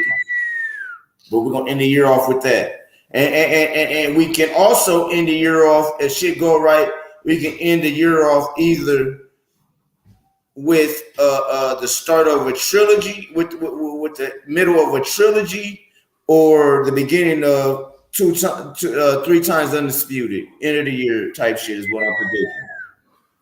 Damn. So either we're gonna follow the trilogy, we're gonna go with fight number 2 between Earl and Bud in the year off, or we're gonna see Bud and Jamil. Damn. Unless, and I'm about to put the unless part in this, unless Big Mouth comes in and fight somebody and then come at the end of the year and say, this is who I want. Ooh. And Big Mouth, I know who I mean. I'm talking about Keith one time. He got one time to talk shit towards Terrence Bud Crawford and stop with the bullshit. He ain't gonna do that, bro. You know he ain't gonna do that. So you know, this is how I'm ending my show. Y'all heard it right now. Terrence Bud Crawford, Earl Spence, either the first week or second week in July. They're gonna end the year off. Shakur, Lomo, or Shakur and Devin to end the year off, along with Bud and Spence, or Bud and Thurman, or Bud and Charlo. Bud has options, you stupid motherfuckers. The ones who said he didn't. With that being said, thank everybody in the chat, man. Modern King Boxing, ALLLL, I think I seen you. Bill's Boot Camp. Let me go up here. One love to my guys. Mr. Gold, one love to you. Who else? Andrew Charles, one love to you. Thank you for coming through, my guy. Modern King Boxing, one love. Lance Puma Skills came through. Y'all ain't even let Lance cook. Yes, sir. Let me see what else. Is that me? How the hell that happened? This nigga wild, man. No, that wasn't supposed to happen like that. Ain't supposed to be on. Oh damn! Hold on, bro. Yeah, man. Go through the chat and one love everybody for me, bro. Some shit just happened on my computer that I don't know how it happened. Cause you ain't in the. All right, so hit the thing, but check it out. All right, there you go. Let me see who all was in the building this evening. Okay, there you go. Okay, hold on, I'm back. Lance Puma Skills, one love to you. D Young, one love to you. Thanks for coming on the panel, my guy. Bruce Gas was in the house. One love. Gas came through. Mr. Bruce slid through. Blood Boxing. OG Blood was in the house. J7 was in the house. One love to you guys. D-Ray Promotions came through. One love to you. Man, yes, sir. The chat was full. Yes, sir. Yes, sir. Man, sorry I didn't do it the way I was supposed to today, man. I'm doing two things at once. Gooch is on the grill. Gooch is trying to season some meat. Yeah, I'm doing everything, man. So yeah, one love to everybody that slid through today, man. Thank you to my playback gang. Hit the like button. We'll see you. With that being said, man, we'll be back later on this week. Oh, D-Ray Promotions too, man. I forgot I said one love to D-Ray. I said one love. Okay. I did see my guy in there. My guy, Sugar J too, man. One love, man. Sugar. We're gonna be at the gym sometime this week too, Kim. Yes, to the gym. So yeah, we're gonna do that too. We're gonna make it to the gym. You know what I'm saying? Hopefully the team is back. So hopefully I can get some interviews with the team, like Mr. Bomac and Red and them, having them tell us more about Sugar J. Had a whole team comment on him. We're gonna try to do that one day this week. Hopefully that'll come successful for us. You know, the team will be back this week though. So hopefully, we can do some things this week, man. My guy Bills too. My guy Bills Boot Camp was in the building. Yes, sir. I said one of the Bills. I said he was one of the first one, Deacon Bills. Yes, sir, man. So let me get back on this grill, man. Before I do that, y'all already know. Hold on. Before I even do that one, hold on, Kim. I gotta stop this shit. I didn't do it right, bro. And I'm forgetting some clips. But yeah, man, I just want to thank everybody, man, that slid through, man. I just really do, man. Y'all rocking with us. We about to try to do some good things this week, man. Hopefully that'll come through. Like I said, the team is home, so hopefully Gooch can do some things. Hopefully we can do some things on Kim. Yes, sir. Matter of fact, thank y'all, and for y'all that really rocks with us. Realize that the Lord wants you to.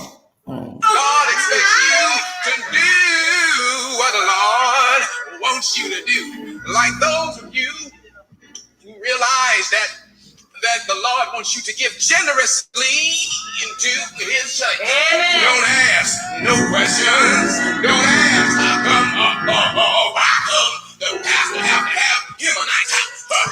Why come pastor have to have a nice car? Don't ask. I say don't ask. I say don't ask.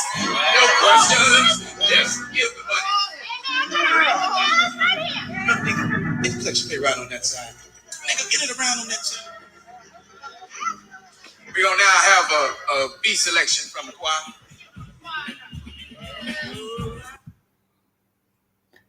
We will now have a B selection from the choir.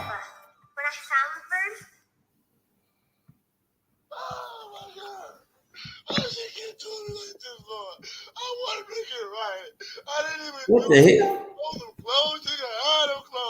I want my wife back.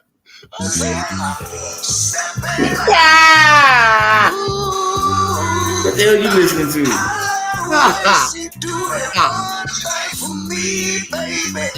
What's that? One love to the chat. One love to the panel. One love to all y'all. Cam, Sugar J, we did another one. Yes, sir. Make that booty swing.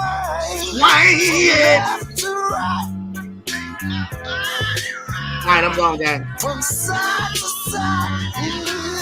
I love the way my little baby do that one thing for me. Oh, yes, indeed. The way she made that booty swing, that is such a sight to see. So won't you give it to me, baby? The way I vibe with a slide and a dive in, I'm digging deep. Oh, so deep. The way she throw it back and make it clap, I told her take all of me. Now she fast asleep, baby. Face down, toot it up, smacking, pulling hair.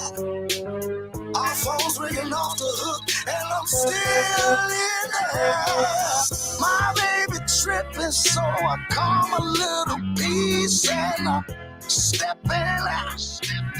Ooh, I let her the way she do that one thing for me, baby. What that's my. She make that booty sway from left to right, make my body rock from side to side. She make that booty sway from left to right,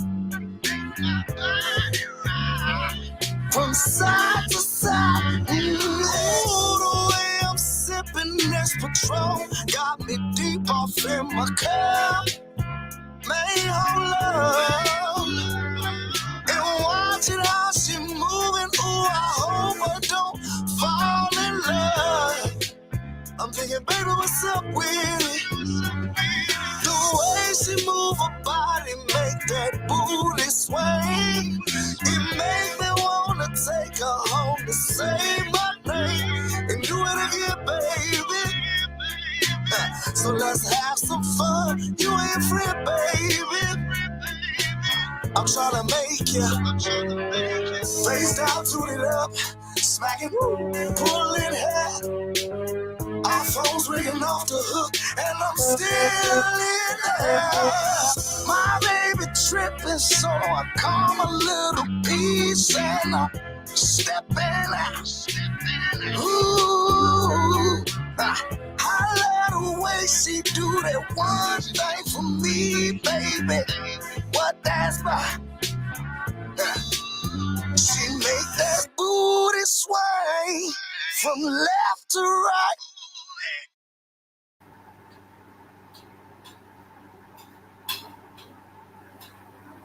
It's the Goose to you, Mr. Goose to you, and we just bought you. It's boxing to you, and we out.